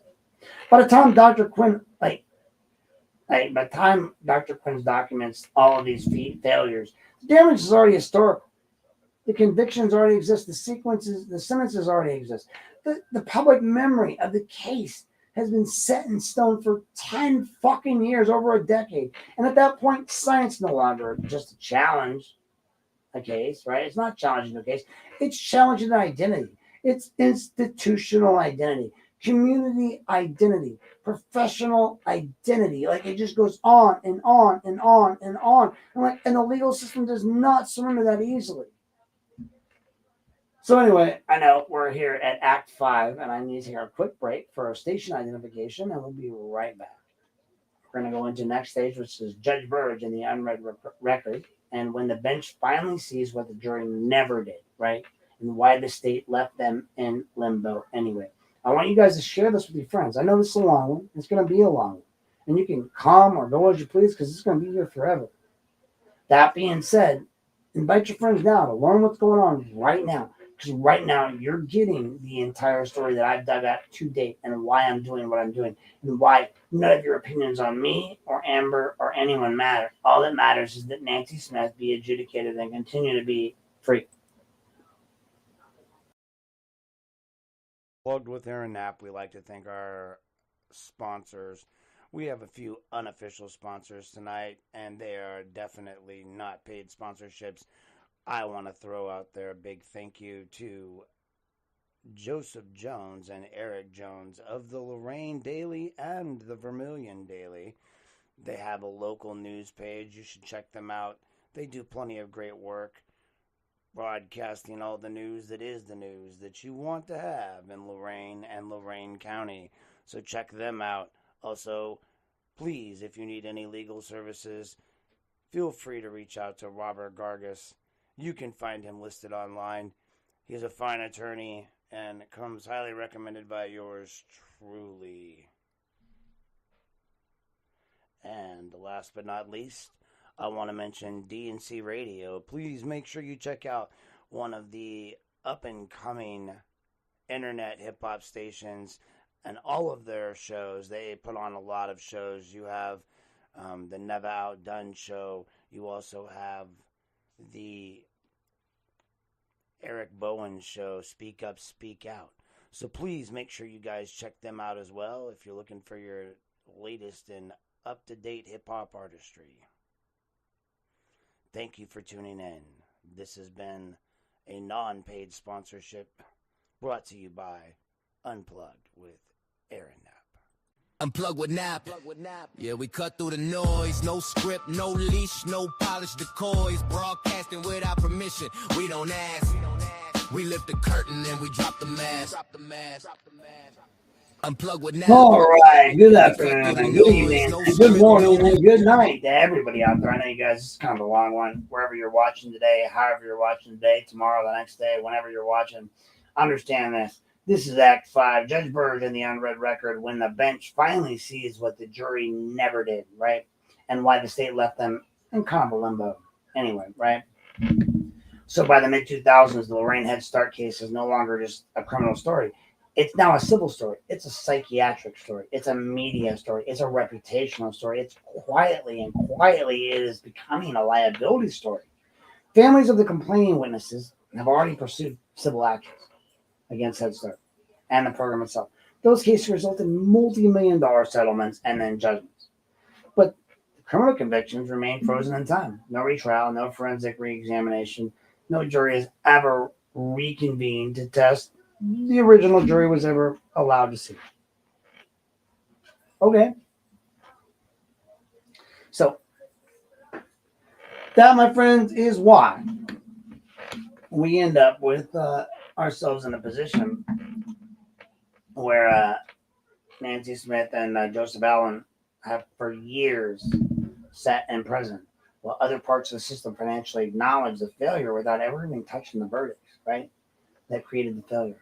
And that contradiction alone should have raised like some silent alarms across the legal world or office involved. You can't quietly pay out massive civil settlements tied to investigative collapse while loudly maintaining absolute criminal certainty. These two things can't exist or coexist, honestly. They can't. They can't. They just can't. In 2008, 2009, 8, 9, I know there's some, I get it. We all make mistakes. A change finally occurs, right? James Burge, and again, I have a problem with him because he's an ass that wrote a letter that I didn't like, but whatever. He becomes a Lorain County Common Pleas judge, and Burge does something that most judges will never, ever do, right? He actually looks backwards. Not at the headlines, not at the summaries. He looks back at what, people say that the case was about. And I respect him for this. I don't like him for what he did to me. He can fuck off for that. That letter he wrote, James Burge, you can eat a dick. That being said, for this, which I didn't know at the time, you can pull it out. I feel kind of bad about it because I'm selfish. I wanna be mad about me, not just him. But Burge went deep, right? He went deep as deep as can get. In 08, he made a challenge that finally occurred, that James Burge, he is he does something that most judges will never do ever in their entire history. He actually looks into that backwards case. He doesn't look at the headlines. He doesn't look at the summaries. He doesn't look at what people say the case is about. He looks at the supposed record, right? He looks at the interview tapes. He looks at the lineup videos. Oh God, those are bad. He looks at affidavits from witnesses who were never called. He reviews memoranda assembled by the Ohio Innocent Project, and he sees what the jury never did, right? He sees what he sees. It's kind of devastating. So in June of 09, he issues a ruling that detonates the legal narrative, right? I don't know if it's ruling because in 09, I was still in maybe California or Idaho. But James Burge issues a ruling that I'm aware of. It detonates the legal narrative that the state has defended for over a decade. So over 10 years since 93, he vacates his convictions. Not modifies the sentences, right? He doesn't grant parole. He vacates the convictions entirely. He says these never should have happened. He states on the record that there was never sufficient evidence to convict Nancy Smith or Joseph Allen in the first place. And I just want you guys to let that land for a minute. Sit with it. He says they were never, I'll repeat that. So I want to repeat that again. I'm going to say this. In 09, Judge Burge issues a ruling that detonates the legal narrative the state has defended for over 10 years, a decade. He vacates the convictions, not modifies the sentences, not grants parole. He vacates the convictions entirely, vacates them entirely. He states on the record that there was never sufficient evidence to convict either Nancy Smith or Joseph Allen in the first place. Never sufficient evidence to convict either Nancy Smith or Joseph Allen in the first place. Let that land with you for a minute. Let it sit with you for a minute.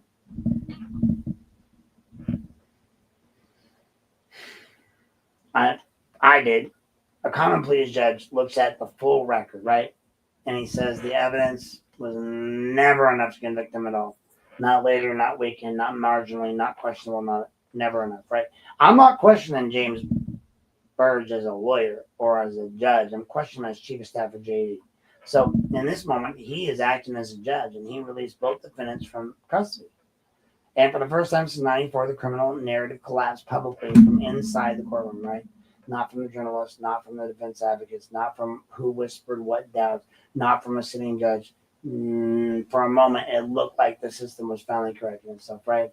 But this is where things start to get a little strange, and people, most people outside of the law, struggle to understand. The state appeals Judge Burge's ruling in the Ohio Supreme Court. And when the Supreme Court reviews it, they don't say that Burge was wrong per se about the evidence. They just say the convictions were solid. They don't say they were solid. They do not say the psychiatrics were valid. They don't say that suppressed evidence was harmless. They just reverse him on jurisdiction. Plain language, they say even if Burge's conclusions were even about the evidence, and he may have been right, he lacked the technical procedure authority to enter that specific form of acquittal under the procedural of case at the moment. He used the wrong door, basically. Used the wrong procedural key to unlock that door. That's where the system breaks into like a way that most systems can never expect it to, because what happens next makes no intuitive sense at all. The Supreme Court overturns Burge's ruling on jurisdiction, right? They don't order Nancy Smith or Joseph Allen back to prison. They just do not reinstate the physical custody. They do not direct reincarceration. They do not set a new trial date, and they do not declare the original verdicts factually valid. Instead, the state leaves them sort of just free. Whatever, right? What the fuck ever. Out. We're out. They're not acquitted. They're not exonerated.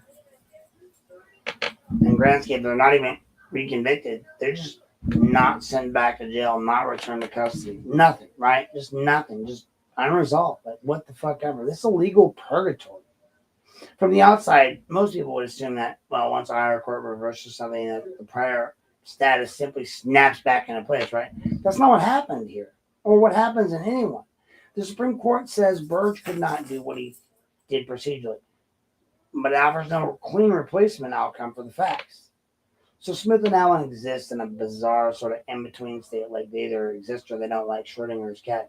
They are physically free from a judgment because a judgment released them, but they're legally branded still as convicted because the higher court says the acquittal posture was unauthorized. That's where the cruelty becomes sort of invisible. Like, they're out of prison, right?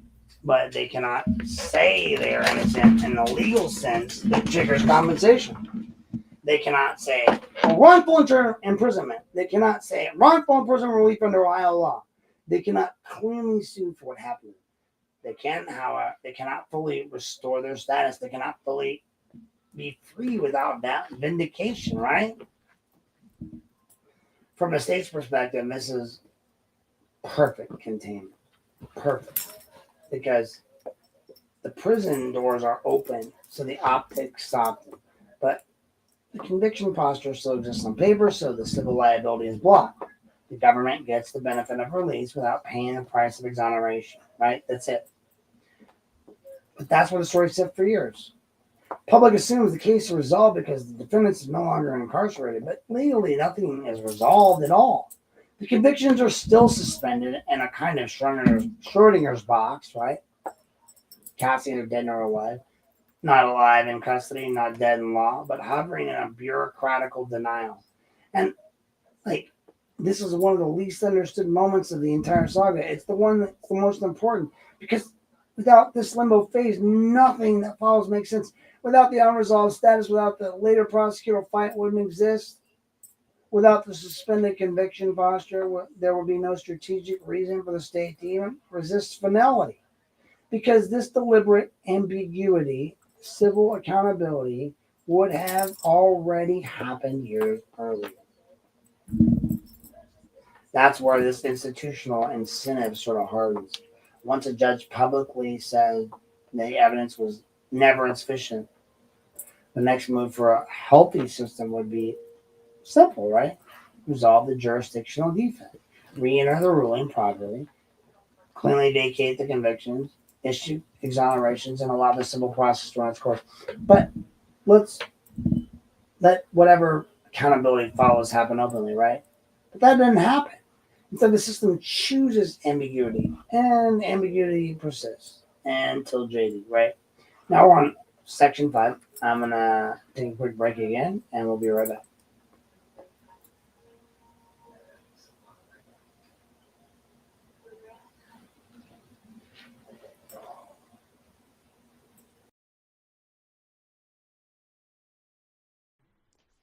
Here at Unplugged with Aaron Knapp, we like to thank our sponsors.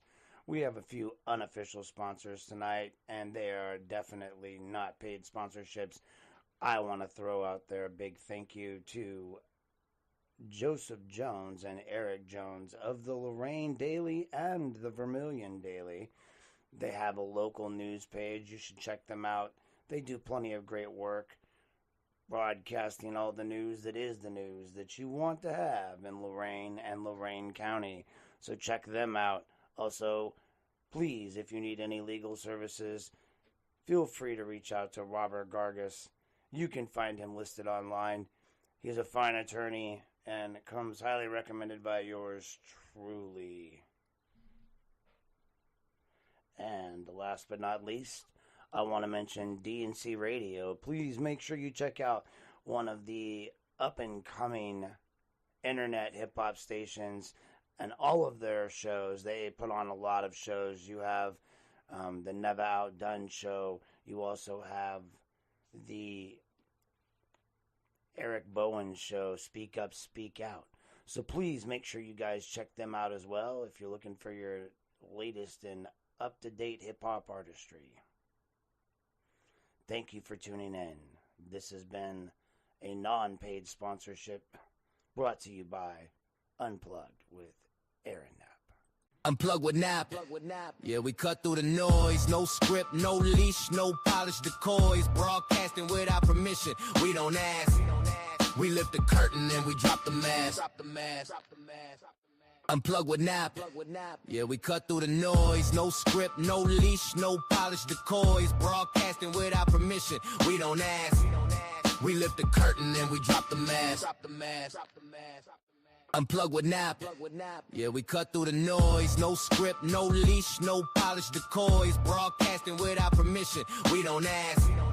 We lift the curtain and we drop the mask. Unplug with Nap. Yeah, we cut through the noise. No script, no leash, no polished decoys. Broadcasting without permission. We don't ask. We lift the curtain and we drop the mask. Unplug with Nap. Yeah, we cut through the noise. No script, no leash, no polished decoys. Broadcasting without permission. We don't ask. We lift the curtain and we drop the mask. Unplug with Nap. Yeah, we cut through the noise. No script, no leash, no polished decoys. Broadcasting without permission. All right, guys, I apologize for that little break, but I gotta grab something to eat. So, I got a little pizza here. We're gonna have that pizza while we talk, but because I'm crashing. But by the time Judge Burge's ruling is overturned on jurisdictional grounds, the Lorain Head Start case enters like one of those strangest and most like weird, legally distorted phases any criminal case can occupy. The Ohio Supreme Court does not really state that Burge was wrong about the evidence. It does not declare what Nancy Smith and Joseph Allen were properly convicted. It does not invalidate the psychiatric findings that showed memory contradiction and coercive interviewing. Instead, it just reverses Burge solely on the procedure of authority. He didn't have the right to do it. Saying that he lacked the correct jurisdictional mechanism to enter that specific form of acquittal he issued at the time. And then, in a move that kind of still confuses most people as who are not really steeped in appellate procedure, the court did not order Smith or Allen returned to custody. They are not retired or retried. They are not firmly acquitted. They are just simply left free in the world, right?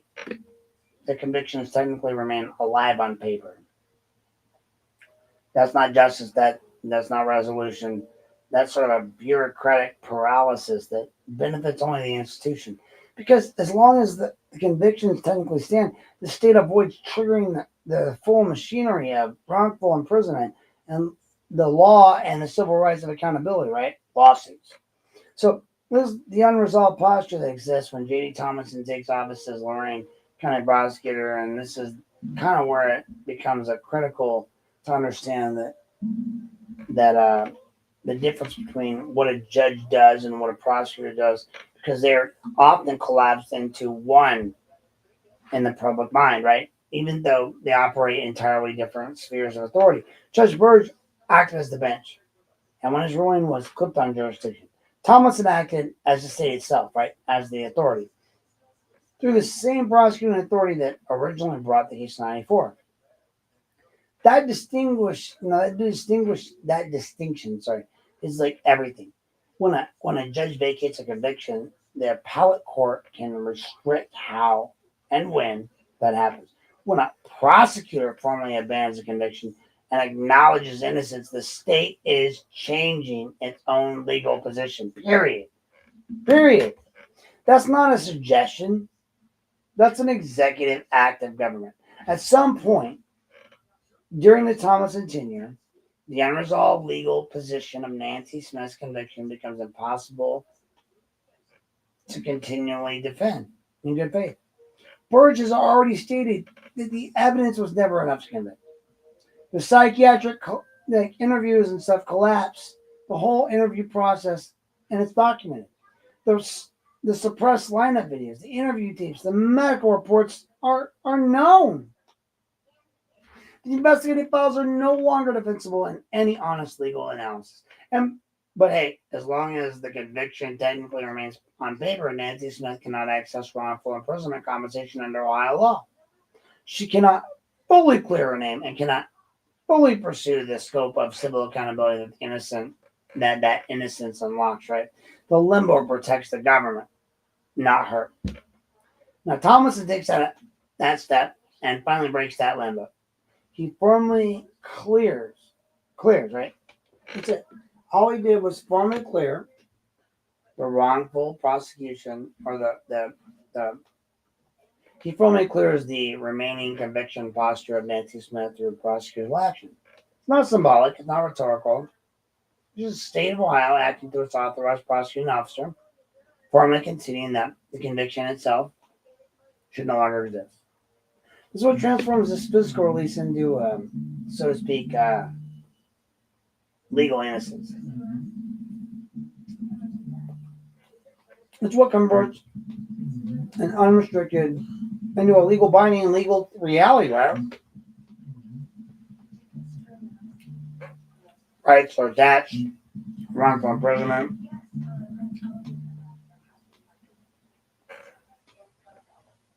compensation eligibility attaches, so to speak.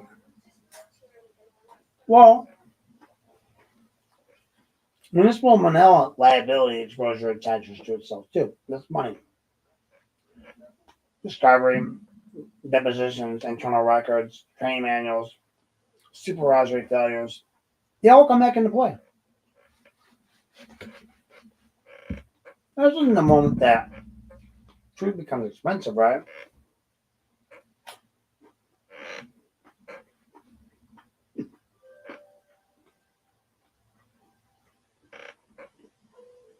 Sorry, I'm hungry. I hate that song. I gotta acknowledge this. Something cleanly here, like really clearly.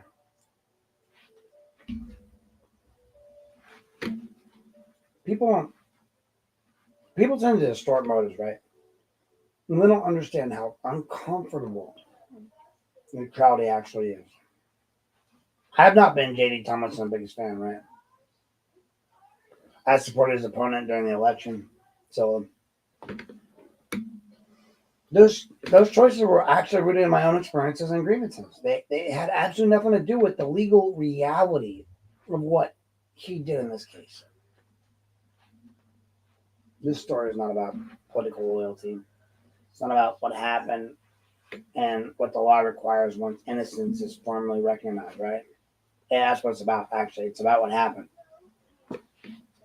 That recognition is exactly what makes this next chapter and this next story so revealing. Because in almost every normal case, anywhere in the county, once a prosecutor clears a conviction and innocence is formally recognized, the criminal chapter is done. It's over. The remaining disputes are more civil, they're in court, the government absorbs the consequences, the record closes. That's how finality is supposed to work, right, in a constitutional system. But this case never really moves into that normal posture. Instead, the system reacts and reflects to exoneration, not with acceptance, but with resistance. Solo takes the office as prosecutor and he says, well, the exoneration itself is, I don't know, framed as a problem. Not because new evidence emerges, but not because new DNA challenges emerge, but because witnesses recount, right? Not because of that. Not because facts shift. The problem actually exists in his mind is that the exoneration creates financial and institutional problems that right now cannot really be avoided. And wrongful imprisonment compensation is no longer theoretical. Federal civil rights lawsuits are no longer backed by technical posture. Municipal exposure is no longer speculative. And most importantly, the institutional narrative that has survived for 30 years through silence and suppression is now somehow legally contradicted by the state's own formal position. What follows is an attempt this extraordinarily rare in American criminal procedure. Still begins efforts to undermine the exoneration itself, right? Not by attacking the evidence, but by attacking the credibility of the prosecutor who issued it. The theory quietly advances that if Tomlinson's judgment can be framed as, so to speak, compromised in its other matters, like with Battistelli, then perhaps the exoneration can be politically designated even if it cannot be legally erased. This is where the Battistelli conflict narrative is dragged back into the whole public disclosure thing. You start to look at appearances on national platforms like Joe Rogan with JD, and they're folded into this insinuation that Tomlinson's public profile somehow cast doubt on the legal decision making. The hope appears to be that if the man can be discredited, JD, then broadly enough, then the act itself can be weakened indirectly. But this is the point in the whole story where the law refuses to cooperate with politics. You can't retroactively undo a formal state concession of innocence by questioning the decision-making process of the official who issued it. Once a state changes its legal position and a person's rights attached, those rights become vested. They don't evaporate with the new prosecutor when they take office. The Constitution does not allow for innocent by courtesy of incumbency. And courts are deeply hostile to attempts to weaponize character narratives in this order to unwind settled legal status. I know y'all don't want to hear that. But at the same time, while this is unfolding, I'm pursuing public records cases to understand exactly what the fuck's going on, right? Behind the scenes. And what emerges is not a reviewed investigation into Head Start convictions themselves, right? What emerges is the appointment of a special prosecutor out of Ottawa County based on declared conflicts of interest within Lorain County.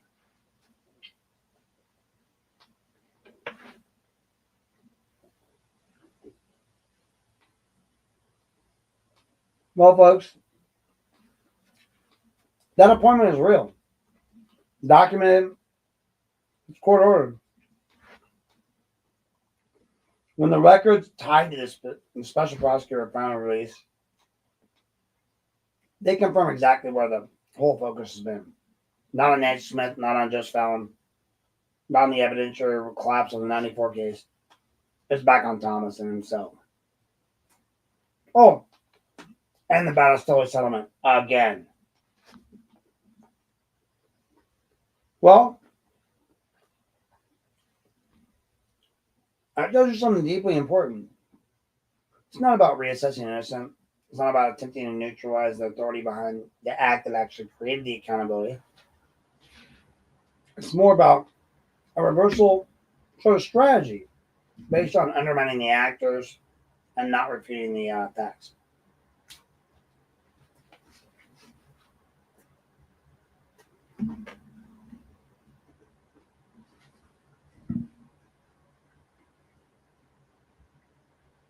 Apologies.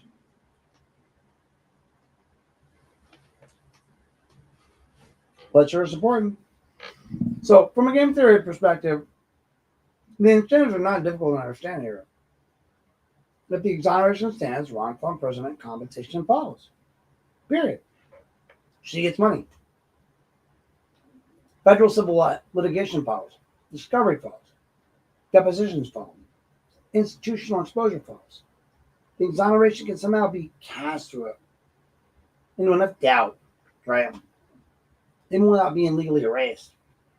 The hope appears to be that the civil consequences can be delayed, discounted, or negotiated. Downward, right? Or quietly subjugated. The government's perspective has never been that of a rational strategy. Their perspective has been from whatever they can get to save themselves. But from a constitutional perspective, of the constitutional law, it's a dangerous one. The outside people, from the outside, they think, well, why ask any of these still matters when Smith and Allen are no longer in prison? Well, the question itself reveals that thoroughly the public has not been trained to think in terms of only no, I'm sorry. The public has been trained to think only in terms of custody and not in terms of innocence. That's important. Physical freedom is not the same as legal vindication. Being out is not the same as being cleared. And unless you have lived inside that system of weaponized labels and you cannot really fully grasp what's being released, but what's being, but not restored. Like, to be free, but not to be whole. To have the door open, but the state's still there, right, on your light switch. The reality is the state now confronts the simple and immutable. You cannot unring the bell of prosecutorial exoneration. You can't strip vested rights away without violating due process. You cannot retroactively convert innocence back into guilt by implication. You cannot use office transitions as a time machine to undo constitutional reality. You can't. Or finality. This is why the fight has become so aggressive. This is why it will not end quietly, right? Now we're going to get into our next section, section 8. Apologize, it's a long one tonight. It's going to continue to be long. We're going to play a quick break, and I'm going to eat a couple bites of pizza, and then we'll come right back.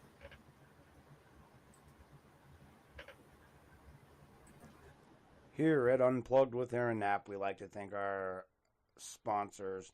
We have a few unofficial sponsors tonight, and they are definitely not paid sponsorships.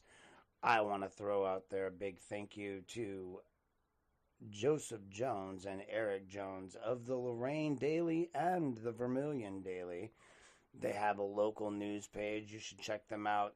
They do plenty of great work broadcasting all the news that is the news that you want to have in Lorain and Lorain County. So check them out. Also, please, if you need any legal services, feel free to reach out to Robert Gargas. You can find him listed online. He's a fine attorney and comes highly recommended by yours truly. And last but not least, I want to mention DNC Radio. Please make sure you check out one of the up-and-coming internet hip-hop stations and all of their shows. They put on a lot of shows. You have the Never Outdone show. You also have the Eric Bowen show, Speak Up, Speak Out. So please make sure you guys check them out as well if you're looking for your latest and up-to-date hip-hop artistry. Thank you for tuning in. This has been a non-paid sponsorship brought to you by Unplugged with Aaron. Unplugged with Nap. Yeah, we cut through the noise. No script, no leash, no polished decoys. Broadcasting without permission. We don't ask. We lift the curtain and we drop the mask. Unplugged with Nap. Yeah, we cut through the noise. No script, no leash, no polished decoys. Broadcasting without permission. We don't ask. We lift the curtain and we drop the mask. Unplug with nap. Yeah, we cut through the noise. No script, no leash, no polished decoys. Broadcasting without permission. We don't ask. We lift the curtain and we drop the mask. Unplug with nap. Yeah, we cut through the. All right, guys, welcome back. Act 7 here on why the state cannot undo an exoneration, vested rights, something in the law we call the estoppel, and functional double jeopardy in plain English, folks. So, when you strip away the politics, the personalities, and the elections, the institutional egos, the social media noise, the legal question at the center of all of this fight is actually very simple. Really simple, actually, kind of crazy. Once the state itself formally declares that a person is innocent after conviction, can it later change its mind? Can it take the innocence back simply because a new prosecutor took office?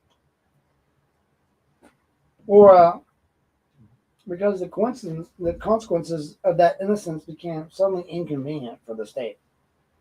Money. Well, that answer on the grand scheme of things in plain English is no, it can't. And there's reasons why it can't reach into the deepest prosecutions. Like, these are protections that are built into constitutional law, folks. To understand that, you have to understand that three legal concepts that almost never get explained to the public are the real language here. Vested rights, estoppel against the government, and functional double jeopardy. Let's start with vested rights, because this is one of those ones that kind of quietly controls everything. Vested right is something that, what it sounds like, right?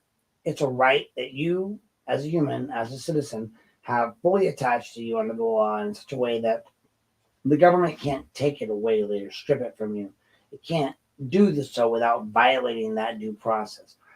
It's that legal recognition that once the state confers a status on you, or you begin to live under that status, the state no longer owns that decision. You do, right? You as the person. So once a person is formally exonerated through the state action, right? You're guilty, you're innocent, you're innocent, you're innocent. That legal status changes, and their legal status changes to like a basic for foundational level. They are no longer someone whose conviction merely happens to be enforced. They happen to become someone whose conviction no longer exists in the eyes of the law.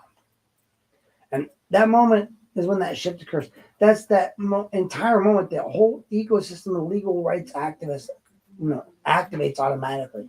Wrongful imprisonment eligibility, civil rights remedies, compensation statuses, sealing and expunging, rights. I'm sorry. Reputational restoration, federal constitutional protections that hinge on the innocent rather than like the mere release.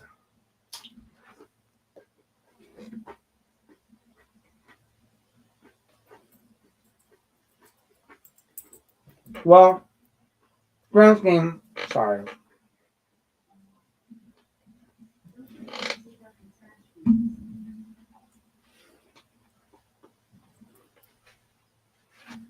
Those rights don't belong to the prosecutor, right? Who issued that exoneration. They belong to the person who was exonerated, Nancy Smith. That's it. That's what it means for a right to vest. No longer floats in this massive political space. Locks in that individual as a property interest protected by the Constitution, period. So that means the government can no longer later come back and say, actually, well, we would like to undo the status because we now regret the consequences. That's not how the rule works, folks, nor the law works. That's how monarchies work. Now let's really get into that e-stop idea against the government. Sounds weird, like modern, but because people assume this only applies to contract law, but it doesn't. estoppel, which in plain terms means this: you cannot induce someone to rely on your official action and then punish them for having relied on it. When the government takes a formal position and a citizen changes their legal posture based on that position, the government cannot later go, oh, well, I'm going to reverse course in a way that harms the person who relied on it, i.e. me, right? So the state firmly exonerates someone that person changes their whole position in profound ways. They file for wrongful imprisonment, compensation. They pursue civil rights claims like I have. They re-enter society under the status of innocence. They take legal actions that only make sense, right? Because the state itself was conceded or has conceded that the conviction was wrong. Now, once that whole resilience occurs, the government is an e-stop from pretending that the exoneration never happened. Simply put, it's because its financial exposure suddenly became real, you cannot suddenly say to someone, we officially declared you're innocent. You acted on that declaration, but now it's getting expensive, so we kind of like you to revoke. We kind of want to just revoke your innocence retroactively. That's what violates that fundamental fairness act at the most basic of levels. Courts are deeply hostile to that kind of maneuver because it's primitive. I'm going to pause this really quick, and we're going to come right back.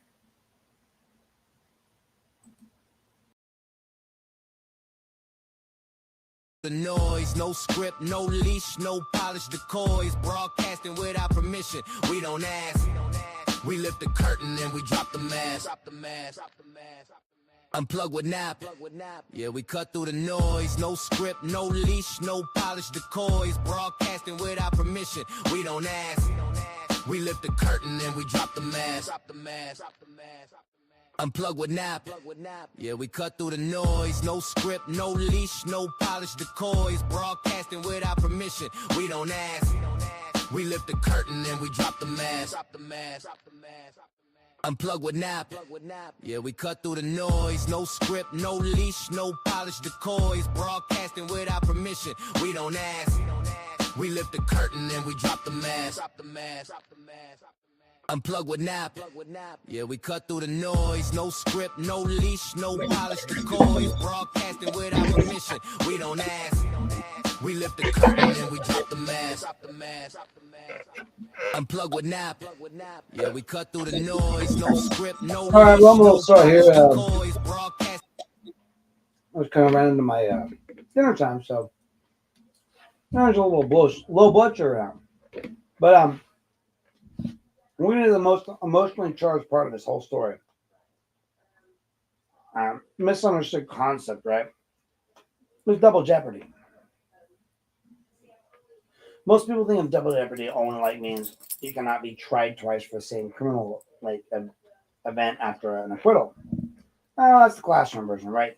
The real doctrine is a little bit broader. It's designed to prevent the government from repeatedly placing a person in jeopardy for the same offense after the criminal process has reached a point of finality. That's important. Because here's where it becomes relevant to the case, right?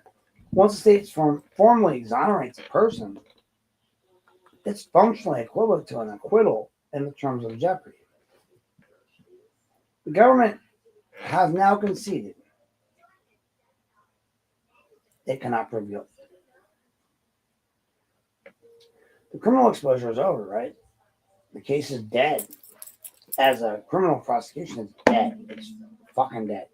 So trying to undo that status later is not technically filing a new criminal case, but it's functionally re-prosecution right at this level because it attempts to re-expose the person to criminal consequences by reinstating the conviction posture. Now the law looks at a fact, not like the label, but if the effect of your reaction or your action places the person back in criminal jeopardy, after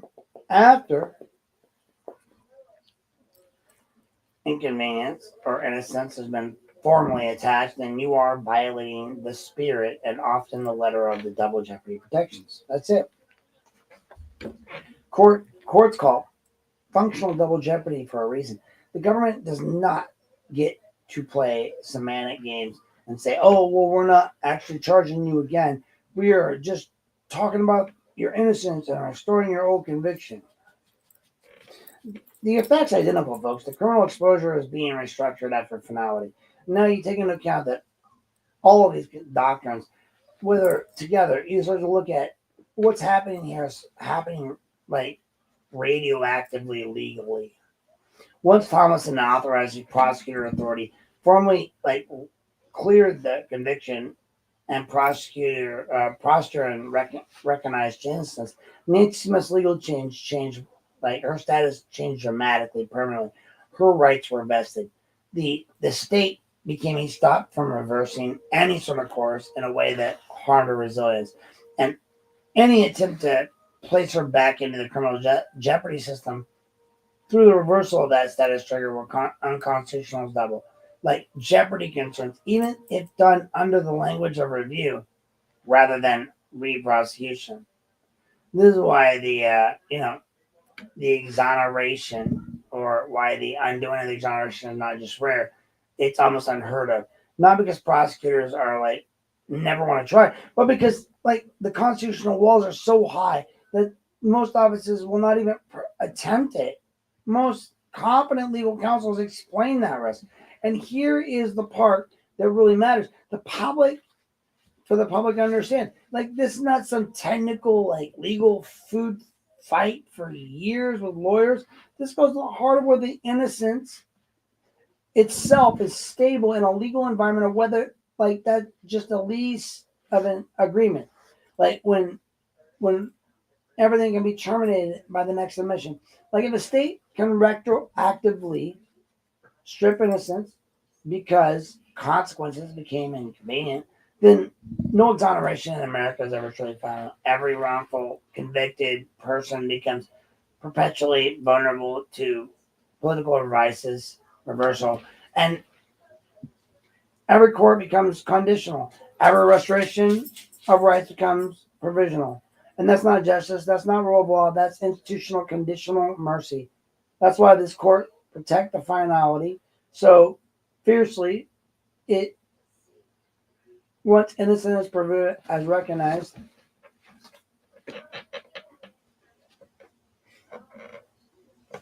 the local criminals, but to shield the public from a government that would otherwise rewrite legal reality when it became either being adverse or financially exposed.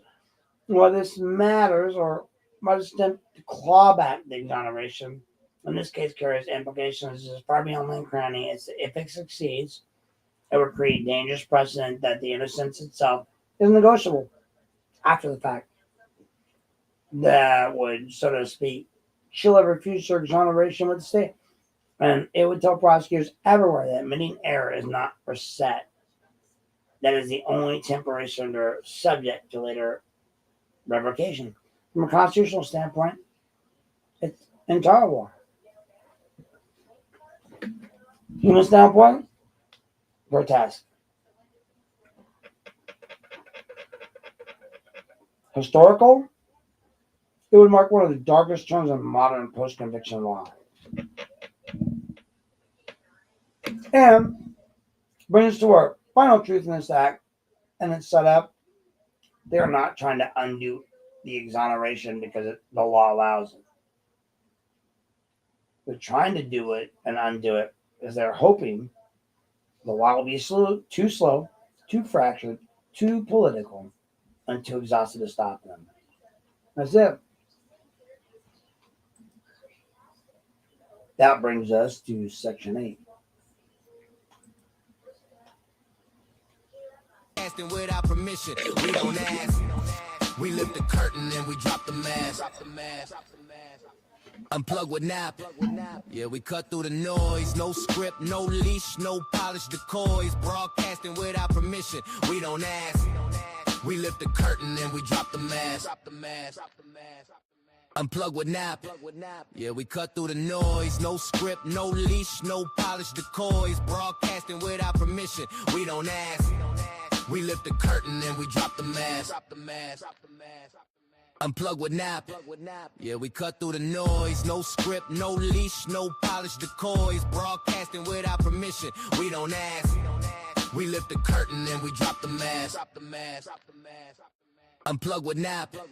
Yeah, we cut through the noise. No script, no leash, no polished decoys. Broadcasting without permission. We don't ask. We lift the curtain and we drop the mask. Unplug with nap. Yeah, we cut through the noise. No script, no. Here at Unplugged with Aaron Knapp, we like to thank our sponsors. We have a few unofficial sponsors tonight, and they are definitely not paid sponsorships. I want to throw out there a big thank you to Joseph Jones and Eric Jones of the Lorain Daily and the Vermilion Daily. They have a local news page. You should check them out. They do plenty of great work broadcasting all the news that is the news that you want to have in Lorain and Lorain County. So check them out. Also, please, if you need any legal services, feel free to reach out to Robert Gargas. You can find him listed online. He's a fine attorney and comes highly recommended by yours truly. And last but not least, I want to mention D&C Radio. Please make sure you check out one of the up-and-coming internet hip-hop stations and all of their shows. They put on a lot of shows. You have the Never Outdone show. You also have the Eric Bowen show, Speak Up, Speak Out. So please make sure you guys check them out as well if you're looking for your... All right, guys, Act 8. So we get in the record wars, the special prosecutor, and why they try to keep you and me from seeing the actual truth, right? Now, this point's pretty important in the investigation. It's where the story stops being about the original crime and starts being about who's trying to control the narrative and the paper. So that came for me when the record started behaving in a different way. So depending on which office I was actually asking for the records from, you got a different answer. Once you see what that difference is, totally, you cannot see it. Well, records don't just reflect what happened. They reflect fear. They reflect power. They reflect exposure. For years, I've said the same thing over and over and over again. Like anybody who would listen, if the government agency is acting in good faith, you'll see narrow redactions, names protected where required, personal identifiers shielded with necessity, and then ongoing investigative threads that are trimmed at the edges. But you'll still see the body of the document, the structure, what happened. You'll see the narrative spine of it. Now, if agency is acting out of fear, you'll see something entirely different. You'll see whole pages blacked out, right? Big blocks. Entire sections gone, timelines erased, context destroyed. Not because the law requires it, but because exposure terrifies them. That's the difference between unmistakable, and that's what became unmistakable in the next episode of What Happened Next. When the questions about and around JD began to circulate inside prosecutorial channels, both Lorain County and the prosecutor's office and the sheriff's office were immediately conflicted. That conflict is not speculative, it's structural. You can't investigate your own former boss. You can't objectively review actions that may expose your own institutional liability. And that's precisely why the special prosecutions exist and the special prosecutors exist. At the same time, the Ohio Attorney General's office is also found itself entangled in conflict. And that matters because when multiple law enforcement agencies are all conflicted at the same time, the only place the investigation can go is outward. That's how it landed in Ottawa County. So Ottawa County Prosecutor James Van Erten is officially appointed as special prosecutor. That appointment is not symbolic. It's the legal acknowledgement that the normal channels cannot be trusted to act without bias. It's the legal acknowledgement that the normal channels cannot be entrusted to act without bias. Once again, it's the normal legal acknowledgement that normal channels cannot be trusted to act without bias. It means the case has crossed a threshold where neutrality is no longer assumed or available, ever. And that's where records and a records war turns into proof of concept. I'm going to begin submitting, and I have begun submitting public records requests. Not vague fishing expeditions, but direct statute-governed demands for appointment orders, investigation summaries, scope memos, the communications authorizing the external handoff, and the responses that come back to tell two completely different stories depending on who's answering and who's listening. From whole side and civil side, what I get is the usual law. Large black blocks, entire sections removed, outgoing investigation used as universal shielding for spell, universal shielding spell. Pages that might as well be blank. Well, what they practice is fear-based redaction. They don't surgically protect, they carpet bomb the information. And then there's the Attorney General. They respond. Their response is immediate from the start. Instead of whole sections being erased, the AG redacts only what the law actually requires. The last names or names of certain uncharged suspects. That's it. Specifically Battistoni and JD. The rest of the documents remain intact. Timelines were intact.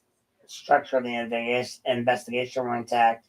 The spine of the case was readable. And that on top of each other, you could still see the investigation centered on. Not a substantial or settled distinction. It's constitutional difference. Because the AG's approach doesn't prove the argument or the exact argument that I've been making for years, but it does not need to prove the substantial or the substance of a document that protects a legitimate ongoing investigation. You really only have to identify when or where charging decisions are unresolved. And that's how lawful redaction works. So narrow, targeted, transparent. Hold on. Just to ensure no one gets boo. Let's see here.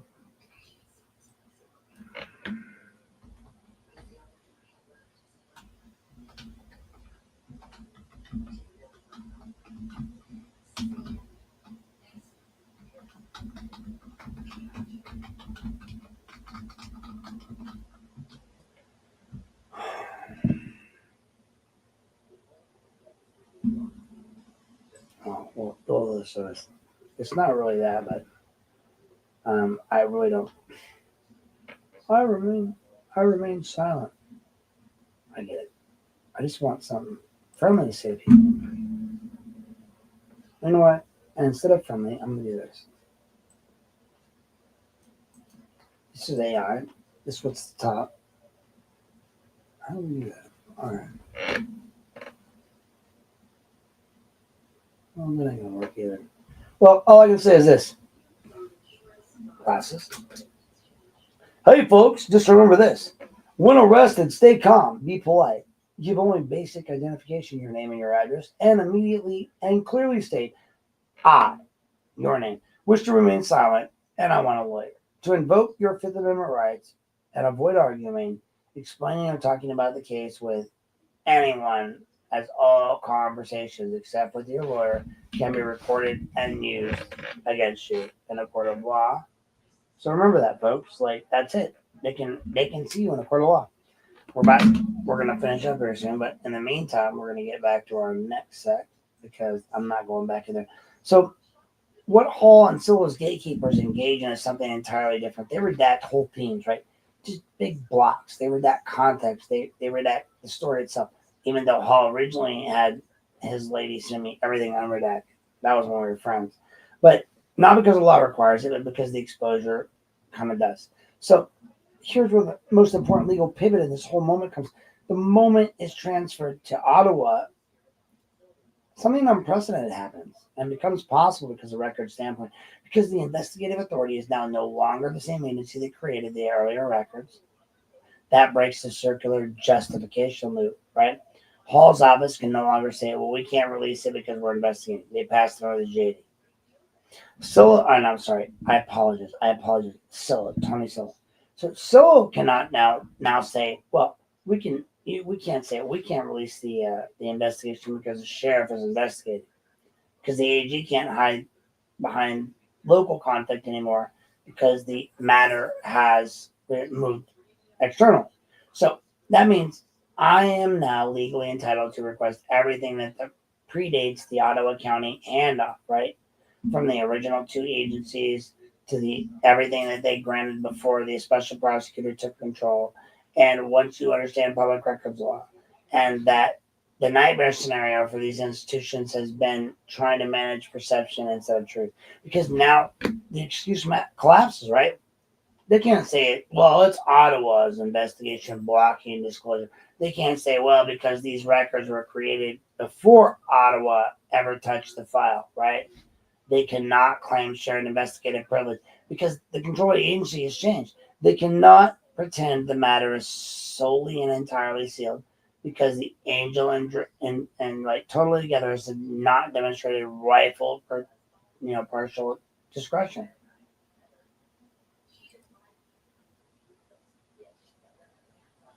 We're gonna get to our end result here.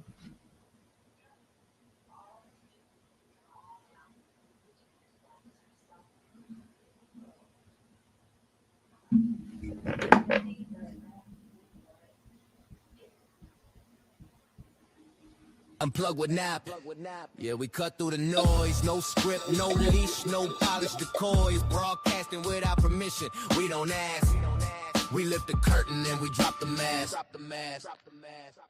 Unplug with nap. Yeah, we cut through the noise. No script, no leash, no polished decoys. Broadcasting without permission. We don't ask. We lift the curtain and we drop the mask.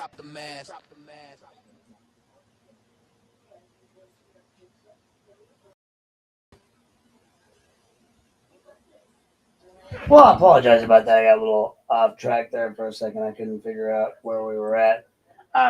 You can't complain or claim shared investigative privilege, and then when the controlling agencies change, right? That became from the sheriff first from sheriff, and then went to the prosecutor, then went to the AG, then went to get over on what's face. So they can't pretend this matter is entirely sealed because the AG has already demonstrated that lawful partial disclosure of it.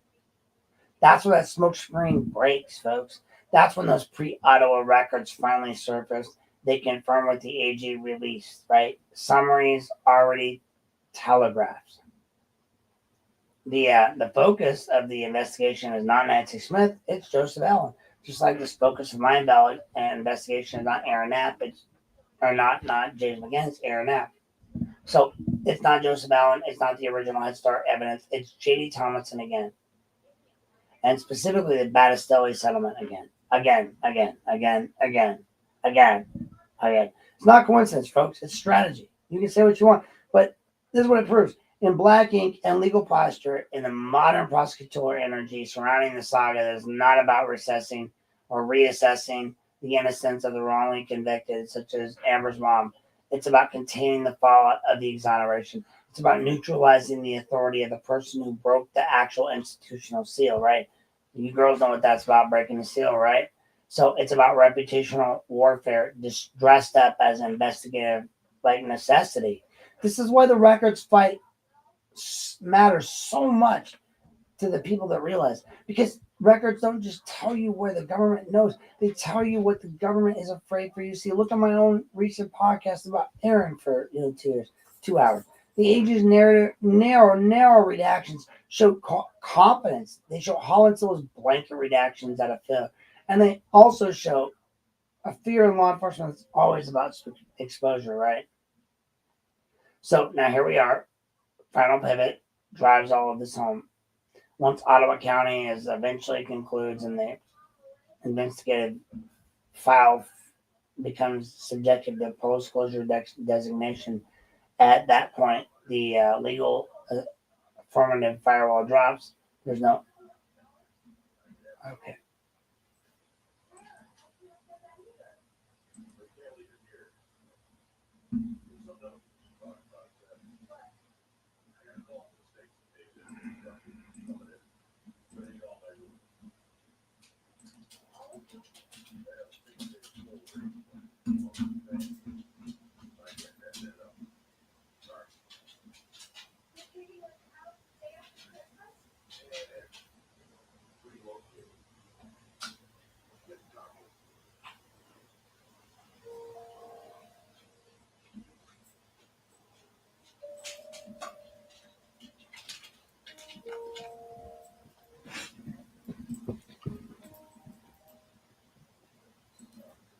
Apologize about that there. Just kind of reading, unfortunately.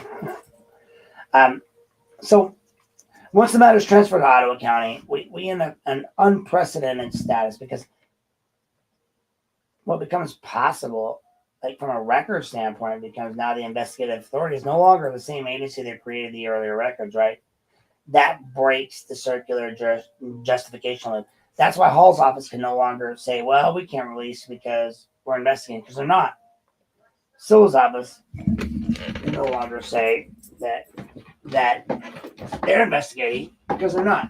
And the AG cannot hide behind local conflict anymore. Oh, yeah, because the matter has moved externally.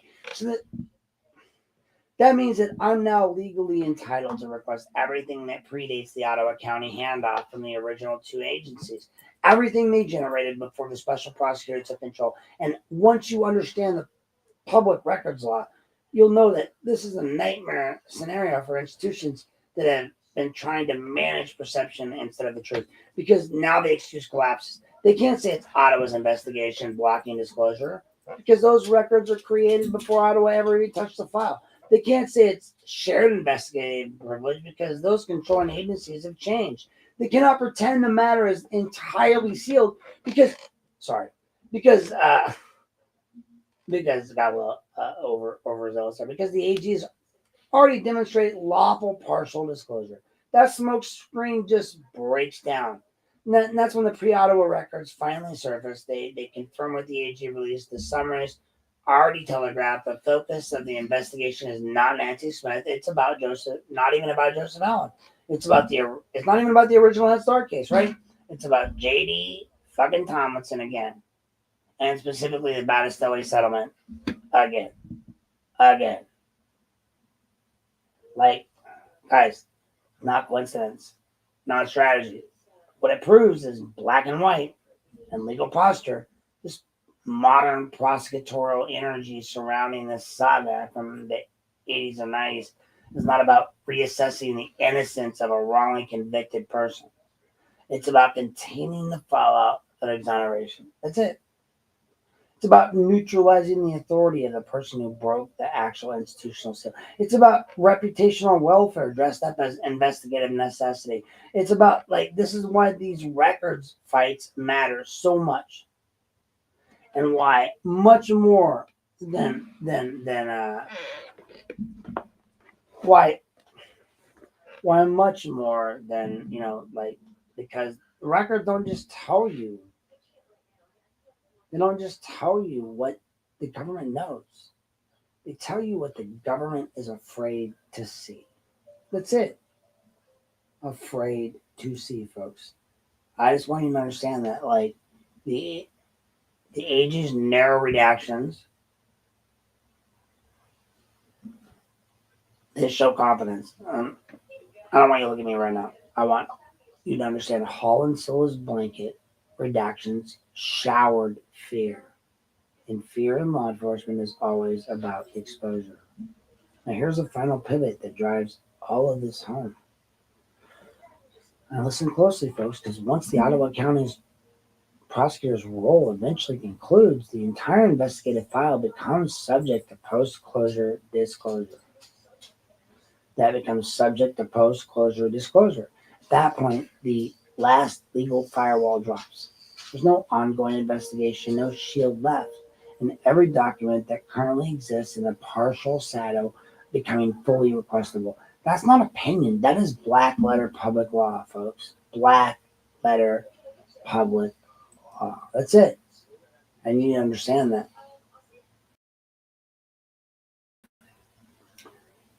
And in the grand scheme of things, it's not an opinion, not nothing. That means the institution's trying to outweigh disclosure or playing a losing game, folks.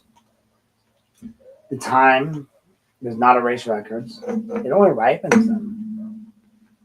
And the problem is that why this stage of this story is so dangerous for the public entities is that it's so important for the public is that because the investigation itself now becomes evidence. Not because of what they're looking for, but because of what they are looking into. And why? Like what the paper trail already shows is the gravitational center of this modern prosecutorial effect is not this justice for wrongly convicted, it's a damage control for institutions that now finally lost faith in the truth. All right, we're at chapter 9. I'm going to take a quick break for grab of water, and I'll be right back. Couple of seconds.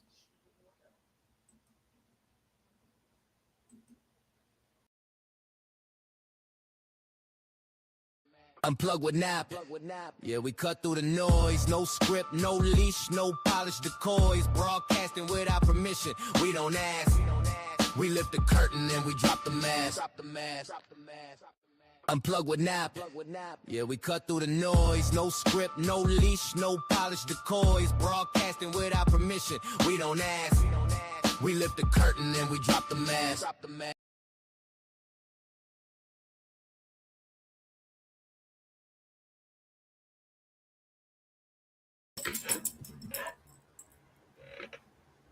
All right, guys, welcome back here. Like I said, a quick bottle of water. We'll be back on top. We got 9 and 10, and then I think we're about done. But Act 9, follow the money, politics, insurance, budget, fear. Why exonerations terrify the government. Once an exoneration becomes real, folks, right, that's when we have a problem. That's when everything changes, not morally, not philosophically, but financially. And when you really want to understand why institutions suddenly become aggressive, evasive, and unstable, you don't start with outrage, right? You start with accounting. You look at it from a standpoint of wrongful imprisonment is not an abstract concept in Ohio. It's a dollar figure. It's statutory compensation. It's a payback, a back pay. It's benefits, lost wages, post-release, medical costs, trauma damages. It's federal civil rights exposed layered on top of state compensation. And once that innocence is formally recognized by the state, those numbers stop being theoretical. Problem I have with that is they gave that to people like Rivera, right? You give numbers, you give things. When you look at the 2 correctional officers who got reinstated, or the one that got reinstated, he got back pay, he got compensation. So when your correctional officers get back pay, get reestablished in back pay, and your cops get reestablished in back pay, that's okay. But when someone who's wrongfully imprisoned for years of their life taken away from their kids, that's not. Give me a fucking break. Like, you go from potential to payable. That's the pivot where the government behavior changes, right? A prosecutor inheriting this kind of file is not just inheriting a case. He's inheriting a financial time bomb that did not personally create. He didn't, but he'll detonate on, it will detonate on their watch. That creates a perverse incentive for structure. If the exoneration is allowed to stand clearly and cleanly, those costs are undeniable, right? Undeniable. Absolutely undeniable. Sorry. But if the exoneration can be delayed, blurred, or attacked, let's see what Miss Amber has to say.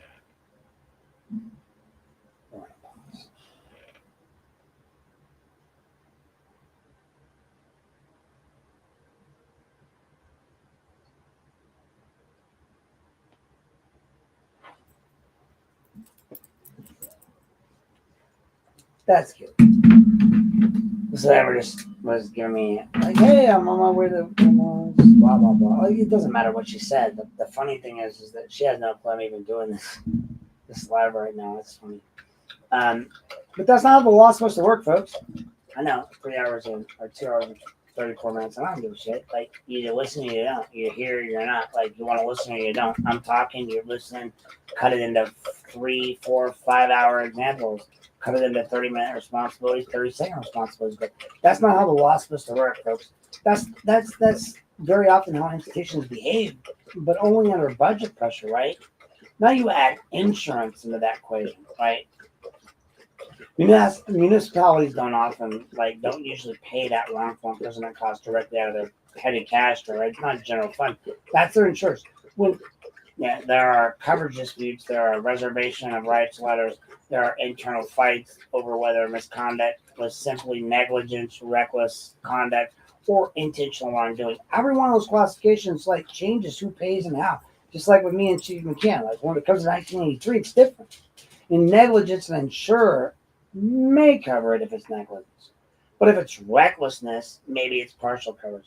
If it's intentional misconduct like James, maybe the government entity itself may be on the hook. So no insurance. Maybe they want the general fund to play because James was a dick. That distinction alone is enough to turn a legal office into a panic factory, because once the paper trail starts to show that misconduct was not isolated or accidental even, but it was structural. It was insurance carriers beginning to look at exits, right? They're like, oh, we don't want to pay that shit. Fuck you. You did that. So when insurance look for exits, governments start looking for narratives that shrink that exposure so they can actually not let them run out. And if they had just settled in the beginning, they wouldn't have this problem. But anyway, this is the unspoken gravity behind nearly every modern post-exoneration political fight. It's not really about the person who was wrong. It's about who's going to pay for it. Who's going to write that fucking check?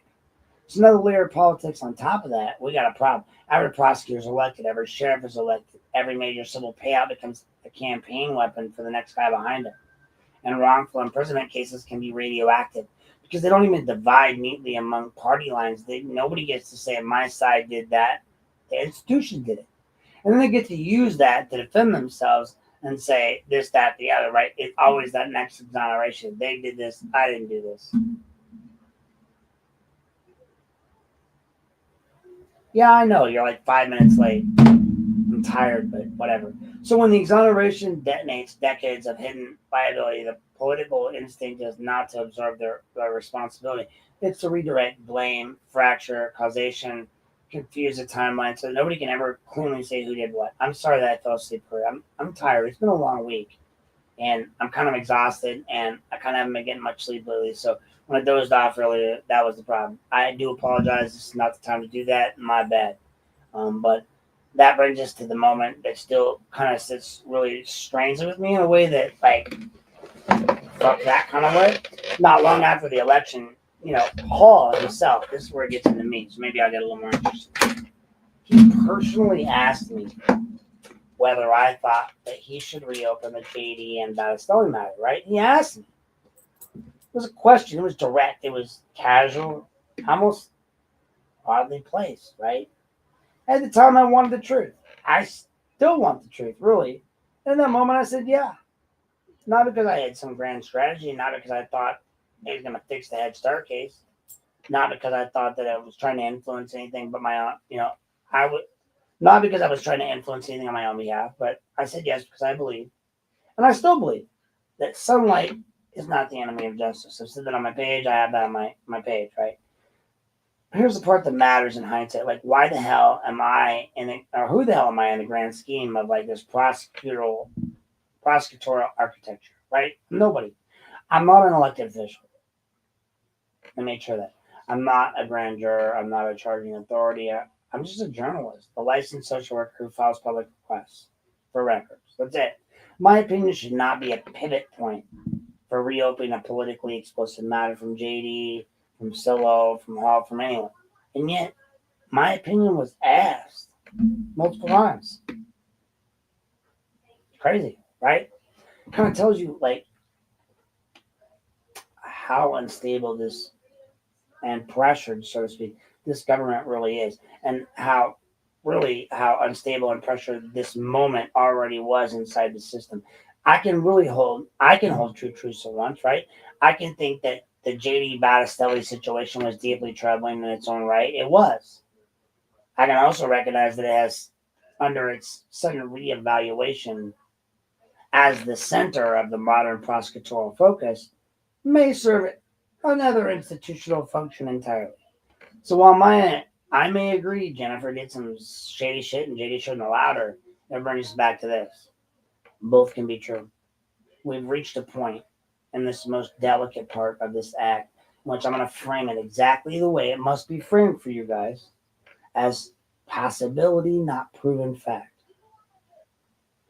Listen closely. But a theory that deserves scrutiny because of how the pieces line up. Listen, theory, right? Here's my theory, folks. I'm going to tell you this. Not fact, just theory. Just something I thought about.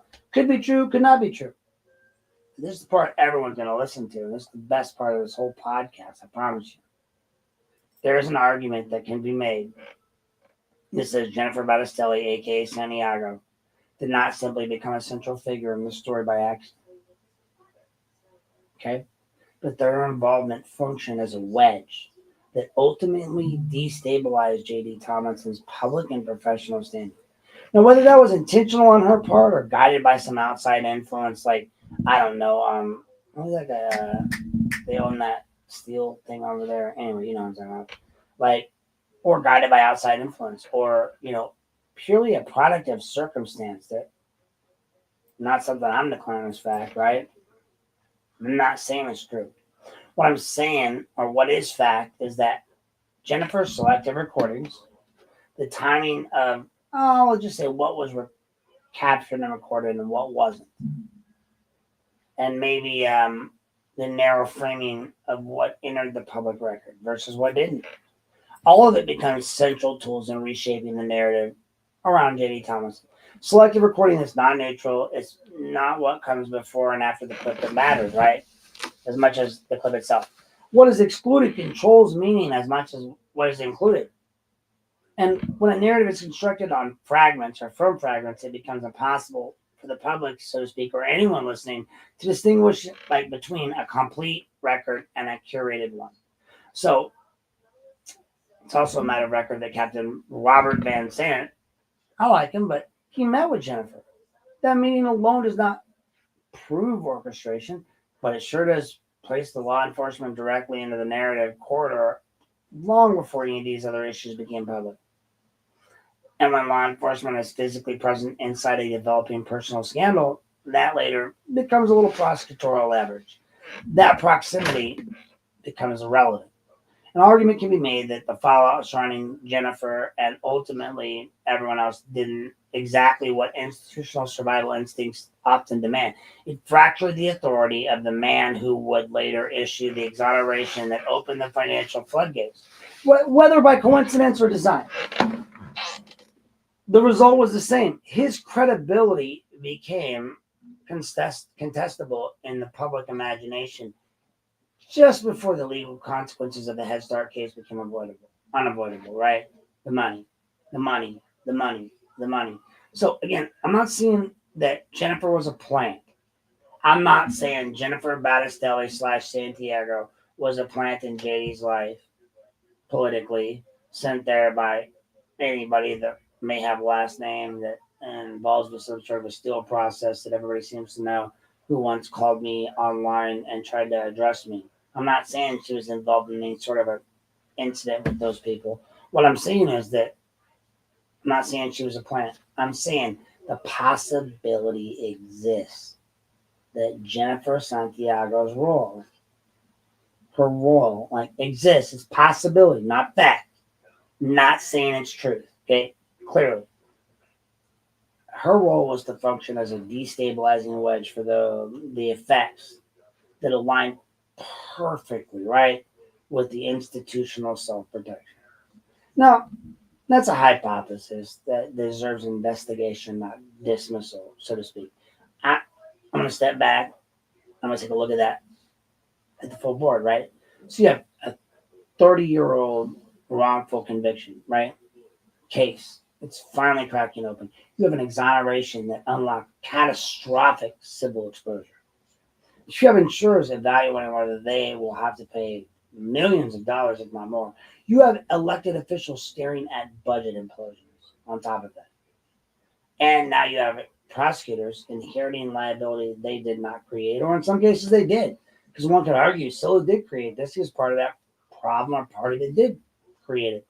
But you have prosecutors inheriting liability they did not create. You have a sheriff asking a journalist, me, whether to reopen a politically volatile scandal.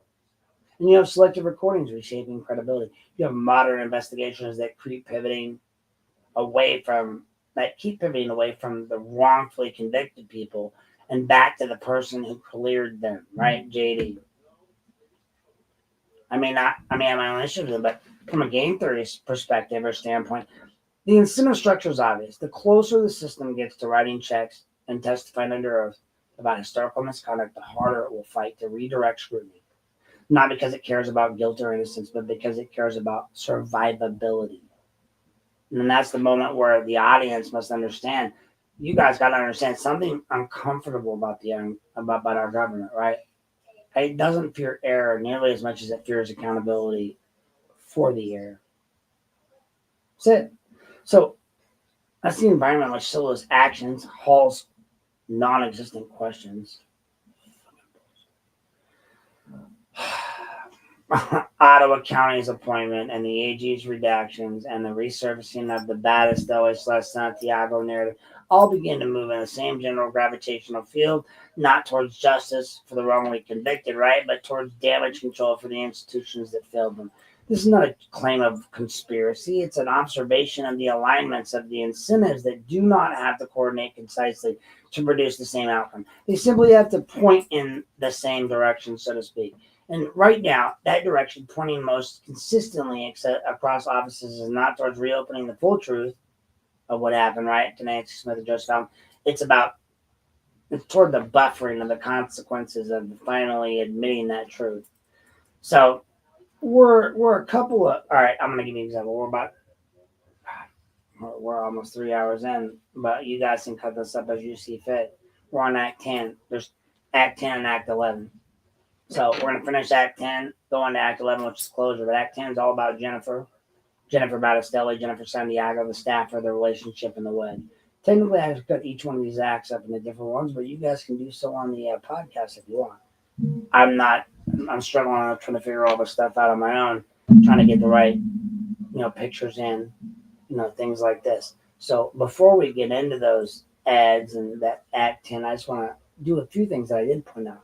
So in my article, I did talk about the what happened with them. So here is a photo I want to add.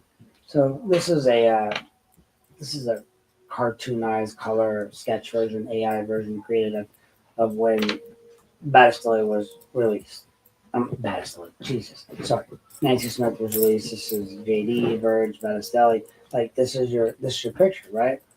Then over here we have Sal Rivera. I took this from a picture I had AI recreated. Kind of gives the idea of how did this man just sit back and let her record him and not admit what he really knew to be true.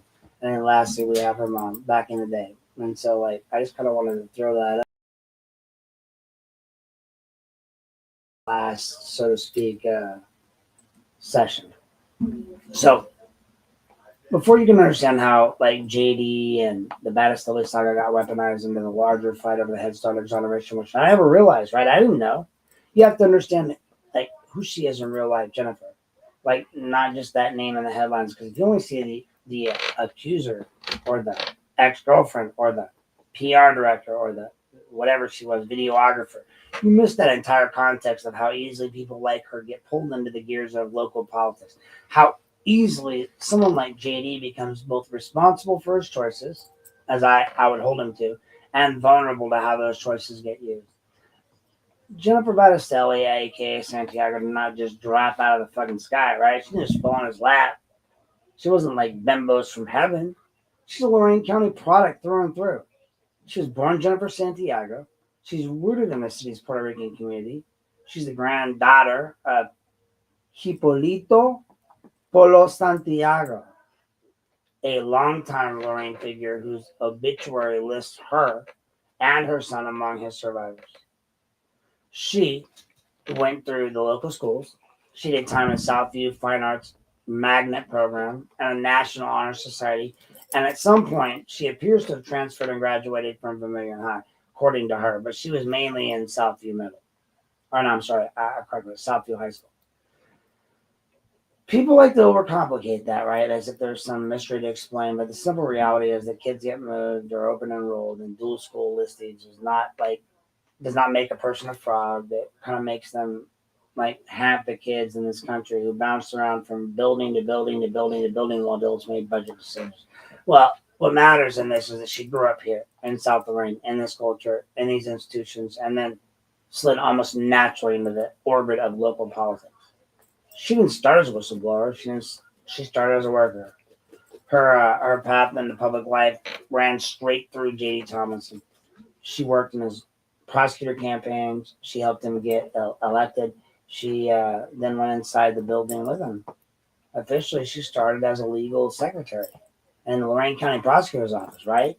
Unofficially, her role was expanded fast, right? The Records Commission, her records show her title shifting from community outreach coordinator with a salary at low to mid 80s, which her county, government is not small change, right? She became his liaison, JD's liaison to the community, co-signing on events like the Coalition for Hispanic Progress Conference, appearing alongside him at public functions, and all the practical purposes acting as the part. No, spokesperson, part assistant, part campaign ally, part bridge in the Lorain's Hispanic community and the Puerto Ricans. And at the same time, something else was happening, and it was as old as power itself. There was sort of a consensual romantic relationship developed between these two individuals. Whether or not she was sent there to do that or not, I don't know. But the elected prosecutor and his subordinate both later acknowledged it, right? He was the boss, she was the employee. They were also, for a time, a couple. On paper, the combination is already a disaster. You know it, I know it, waiting to happen, right? Because the consent and the power dynamics do not sit comfortably together. Even if both people believe they are choosing freely, the law looks at it much differently, much more critically. It looks at it as a person who holds the office, the budget, the title. By mid-23, that relationship had gone from run its course, and it became mutually supportive to explosive. Jennifer resigned in August 15th of 23. That resignation did not end the story. It started the next chapter. She filed a complaint alleging sexual harassment, discrimination, and retaliation. She accused JD of not just being a bad boyfriend, but of being a bad boss in illegally actionable ways, using his position, his power, and his workplace environment in ways that crossed clear lines. She also challenged that after she spoke up, he and his chief of staff, Jim Burge, tried to pressure her into recant or sign a statement, withdrawing or softening what she had previously said. Her allegations framed the story in a language of abuse and retaliation, but law enforcement efforts picked that up from there. Well, the next moves are important because they show how quickly that a private relationship can metastasize right into a criminal and political drama once the stakes take interest. Lorain County Sheriff's investigators opened a case. Special prosecutor came in. By October 2024, felony charges were filed. Tampering with evidence, intimidation, bribery, attempted bribery for JD, related counts for Burge. There was not that JD had harassed in the back. It was that he had then used his office to, his influence to interfere with the witness and obstruct the process. Same time, there was a civil and administrative track running parallel to all this. After her resignation, Jennifer's lawyer sent a detailed letter laying out harassment, discrimination claims, demanding a six-figure settlement. 6 figures. The negotiating number landed at $100,000. Now, that was paid from the prosecutor's budget, I believe. I don't know. It didn't go through like a big televised commissioner's vote, although they voted on it. It didn't involve a drawn out public trial, even though they decided on it. It was handled intentionally as a personal resolution with confidentiality and non-disparagement language stapled on top of it, like almost every employment settlement in America, right? It only became public because someone, Barilla and Rosenbaum, pulled the records and forced it to sunlight. Now that's where the pattern you're seeing across cases where it starts to pop into focus over and over and over again in this county. Serious alleged misconduct, things like crimes that you read about when the complaint is quietly gets converted to a monetary settlement. The language starts out with key of harassment, discrimination, retaliation, sometimes even assault. But then when it's somewhere in the middle, in the process, the system reaches the same tool, a check, right? Money. Not because money fixes the harm, but because money closes the file. It turns criminal sounding acts into resolved employment disputes. It turns potential indictments into no admission of wrongdoing. It alchemizes moral questions into like line items. In JD's case, the alchemy didn't really work in the way it usually does. He didn't get the standard clean trade. Write the check, keep the job, move on. He got hit with three separate ways, right? First by Jennifer herself, through the original allegations, the settlement and the follow-up and the demand, the letter claiming that the violated confidentiality and non-disparagement. Whether you think every claim was valid or not, net result for him was cost, reputational damage, and a permanent cloud. Second, by the people and the processes that were structured and processed the settlement. Notably, there's not no one direct paper trail that sat down and personally engineered every term of that agreement. The mechanics ran through lawyers, through county officials, through the kind of people who lived through the fine print of these details. One of those names that keeps popping up and coming up in my network is Dan Petticourt. And the prosecutor's office later shifted to a different county role within the county in a comfortable salary, where he continued acting in what you'd fairly describe as a quasi-legal advisor position to elected officials, including Jeff Friedel. I've documented himself giving commissioners legal style advice about sensitive topics like salary disclosure after he's already left the former prosecutor role. Whether every one of those moves violated a statute or not is for court of discretionary purpose and boards to decide, but the optics are obvious. He landed softly. Petticourt did, and JD did not. Third, JD was hit with, by the system itself, by the way the scandal was then used to politically isolate him, the torch of his career, right? All right. As we get into this part, I'm going to take one big deep breath. I'm going to finish up. So the same pattern you've lived, the people who challenge institutions, no, I'm sorry. Let me rephrase that. The same pattern that I've lived, right, is the same pattern that the people who challenge institutions or who make decisions that create exposure, like exonerating an innocent woman in Nancy Smith with huge civil implications of lawsuits, end up radioactive. It's not that, they're not just quietly reassigned. They're pushed to the edge of the map, folks. Outcast, career dead, me, JD, anyone. Meanwhile, the folks that help manage that fallout, the structure the deals, or keep the machine running, tend to get recycled sideways into new roles like Dan Petticourt with the steady paychecks and very little public scrutiny. So in this particular saga, you end up with a bizarre inversion, right? The man who once defended Jennifer pro bono in a misdemeanor case, JD, helped her avoid a harsher outcome, then hired her, then got into a disastrous relationship with her, then authorized or allowed a six-figure settlement to resolve her claims, ends up losing his office, facing felony charges, later dismissed, and being permanently branded. Yet the attorney who helped steer the institutional side of all the moves onto a cushy county position. And in my view, it crossed the line by acting in as a shadow legal advisor for the commissioners is what Petticourt's doing. Well, no longer holding that position seat that belongs to Lee Prue. But hey, Jennifer herself disappears from public life, settlement in hand, her name forever stapled to JD's in the public imagination, whether she wanted that level of notoriety or not. Again, two truths can sit actually besides one another in the same chair. She can be someone who experienced real harm and sought remedies, and JD can be someone who made real serious judgment errors in personal and professional boundaries. And that system can still be using this entire mess as a convenient tool, not to protect victims, but to correct past injustices like Head Start, and to turn everything into a payable, controllable, containable matter resolved, while the people who actually pulled back the curtain of institutional wrongdoing are left standing alone in the wreckage of their careers like JD. I mean, fuck Jennifer, really. But for the purposes of this series and this story, that's what matters most about this Jennifer story, is that not the tabloid contours of a toxic relationship or the way it fits into the larger pattern that we keep running into, right? It's about the facts that threaten the power. The system tries to turn criminal questions into settlement, to structure questions into HR issues, and that casts is out like it. And then that casts out the people who made the problem visible in the first place. Like in JD's case, that meant the prosecutor who exonerated Nancy Smith, the woman wrongfully convicted all those years ago, ended up being treated like the real problem. In my case, it's meant being labeled, attacked, and sidelined for pointing out any of this. Same with her daughter, Amber. We both get shit on by everyone. And now everyone's trying to shit on the two of us for consulting. For me, for consulting with her. Fuck off.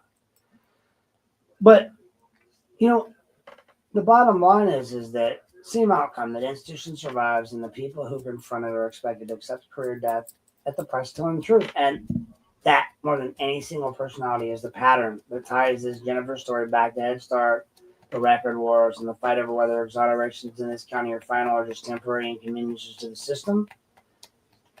And that the system thinks it can reverse when it becomes politically useful. Here's our final act, folks. We're going to get into the last one here as we close up into 3 hours.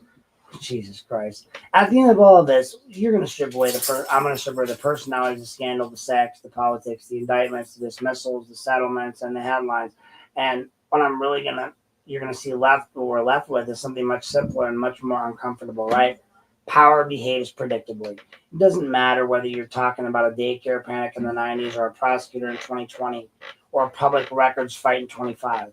The names change, but the offices change, and the justifications change, but the behavior never does. This is where Occam's razor stops being philosophy and starts being diagnostic. The simplest explanation that fits all of these facts is that usually it's the right one. The simplest explanation is that fits the Lorain Head Start case is the exoneration battles, the JD collapse, the Battistelli settlement, the special prosecutor, the shell game, the record stolen, and the career destruction of anyone who disrupts this narrative is this. The system does not exist to correct itself. It exists to protect itself. Let's say that again 2 more times because 3 is the sword of gold. The system does not exist to correct itself. The system exists to protect itself. The system does not exist to correct itself. It exists to protect itself. That's not cynicism. That's pattern recognition, folks. You saw it in 93. Panic plus media equals pressure. Pressure equals prosecution. Inconsistencies getting ignored because certainty is politically useful. No crime scene, doesn't matter. No physical evidence, fuck that, doesn't matter. Contaminated evidence, interviews, fuck it, doesn't matter. The jury never sees the full record. They see a curated record. And once conviction exists, the institution's priority shifts instantly from was this right to how do we defend it. Then you fast forward. A judge years later looks into the full record, says plainly what shouldn't have taken place 15 years to admit. There was never enough evidence to convict. There was always that ruling doesn't trigger institutional humility. It actually triggered institutional defense. The exoneration gets neutered on jurisdiction, not facts, on procedure. Now the wrongfully convicted are free, but not cleared. So she's free, so it's Joseph, but they're not cleared.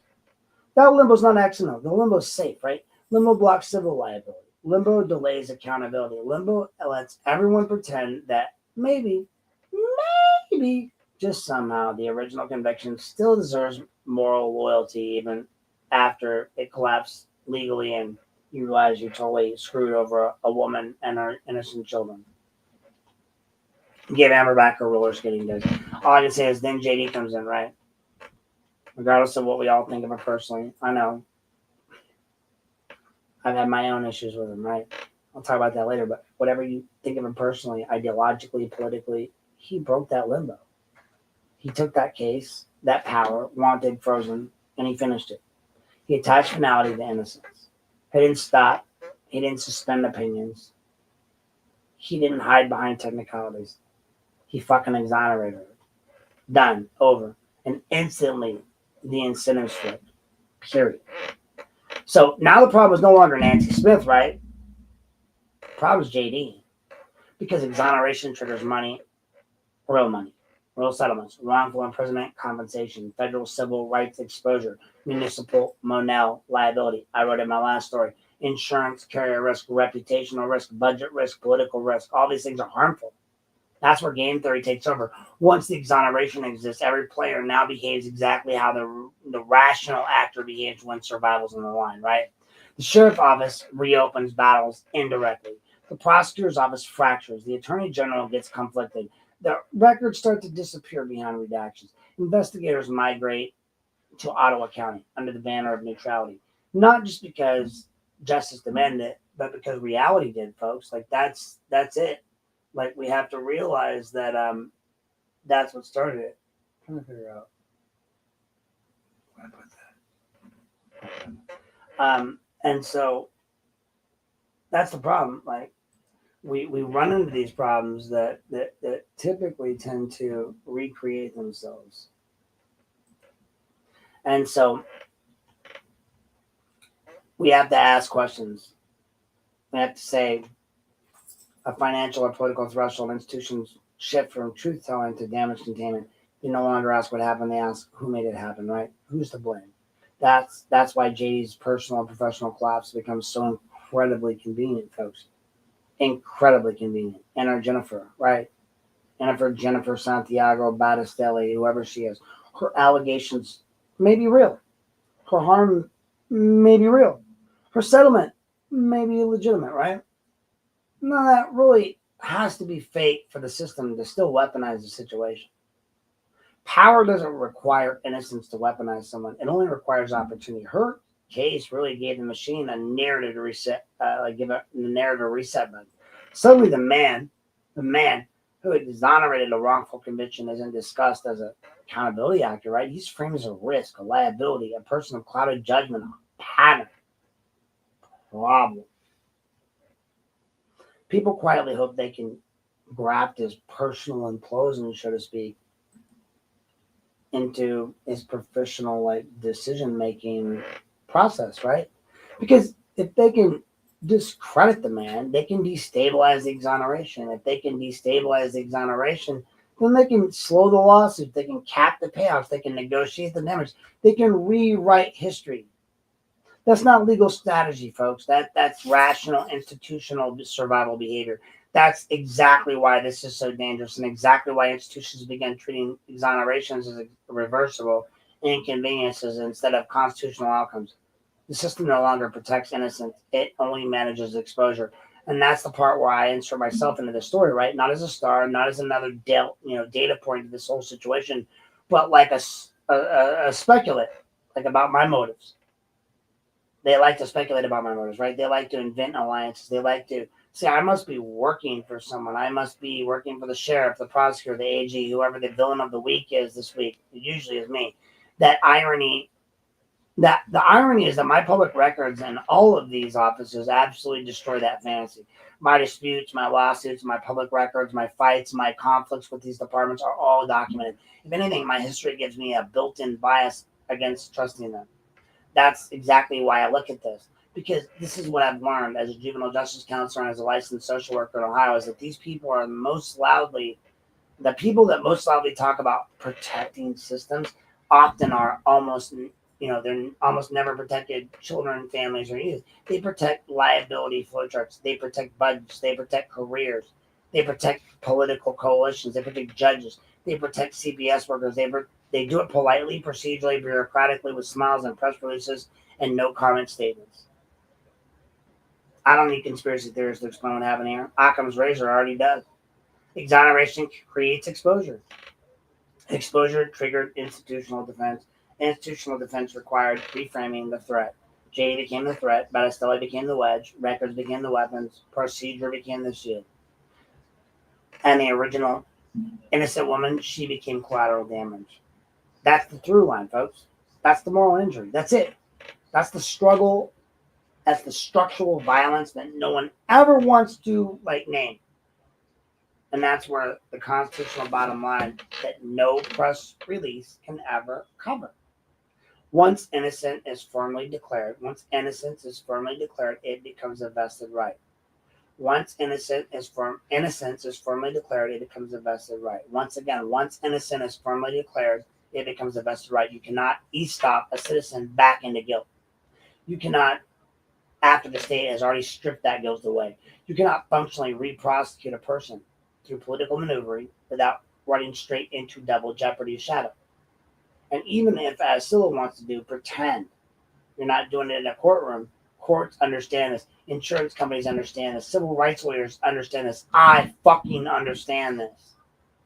That's why the fight isn't happening head on, right? It's always happening sideways, to the right, to the right, to the right, to the left.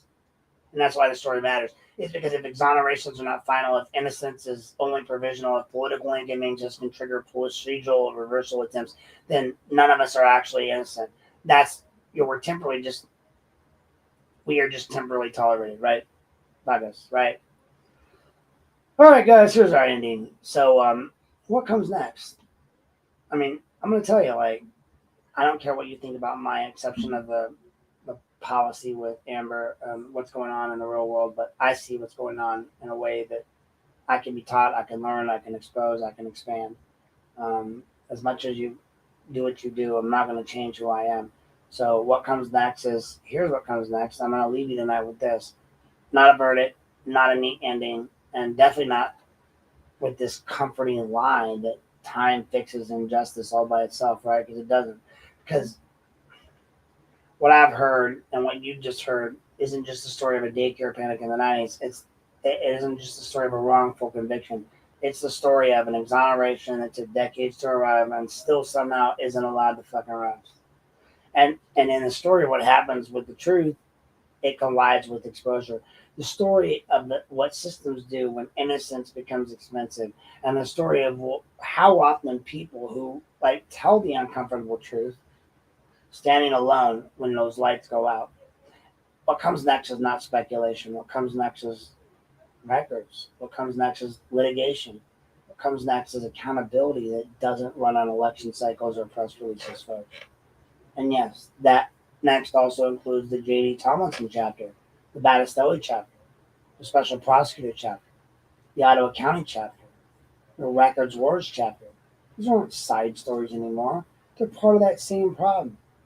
And I'm going to walk through them all carefully, fact by fact, without shortcuts, without fear. And if we have to do 3 to 4 hour podcasts in each one, we will. Because if this system really believes that exoneration is reversible, if it really believes that innocence can be negotiated backwards, then the only protection that exists is public memory. And that's what we're building here, not a spectacle, not a hit job, a record. So if you're here listening, understand this. You're not part of that record too.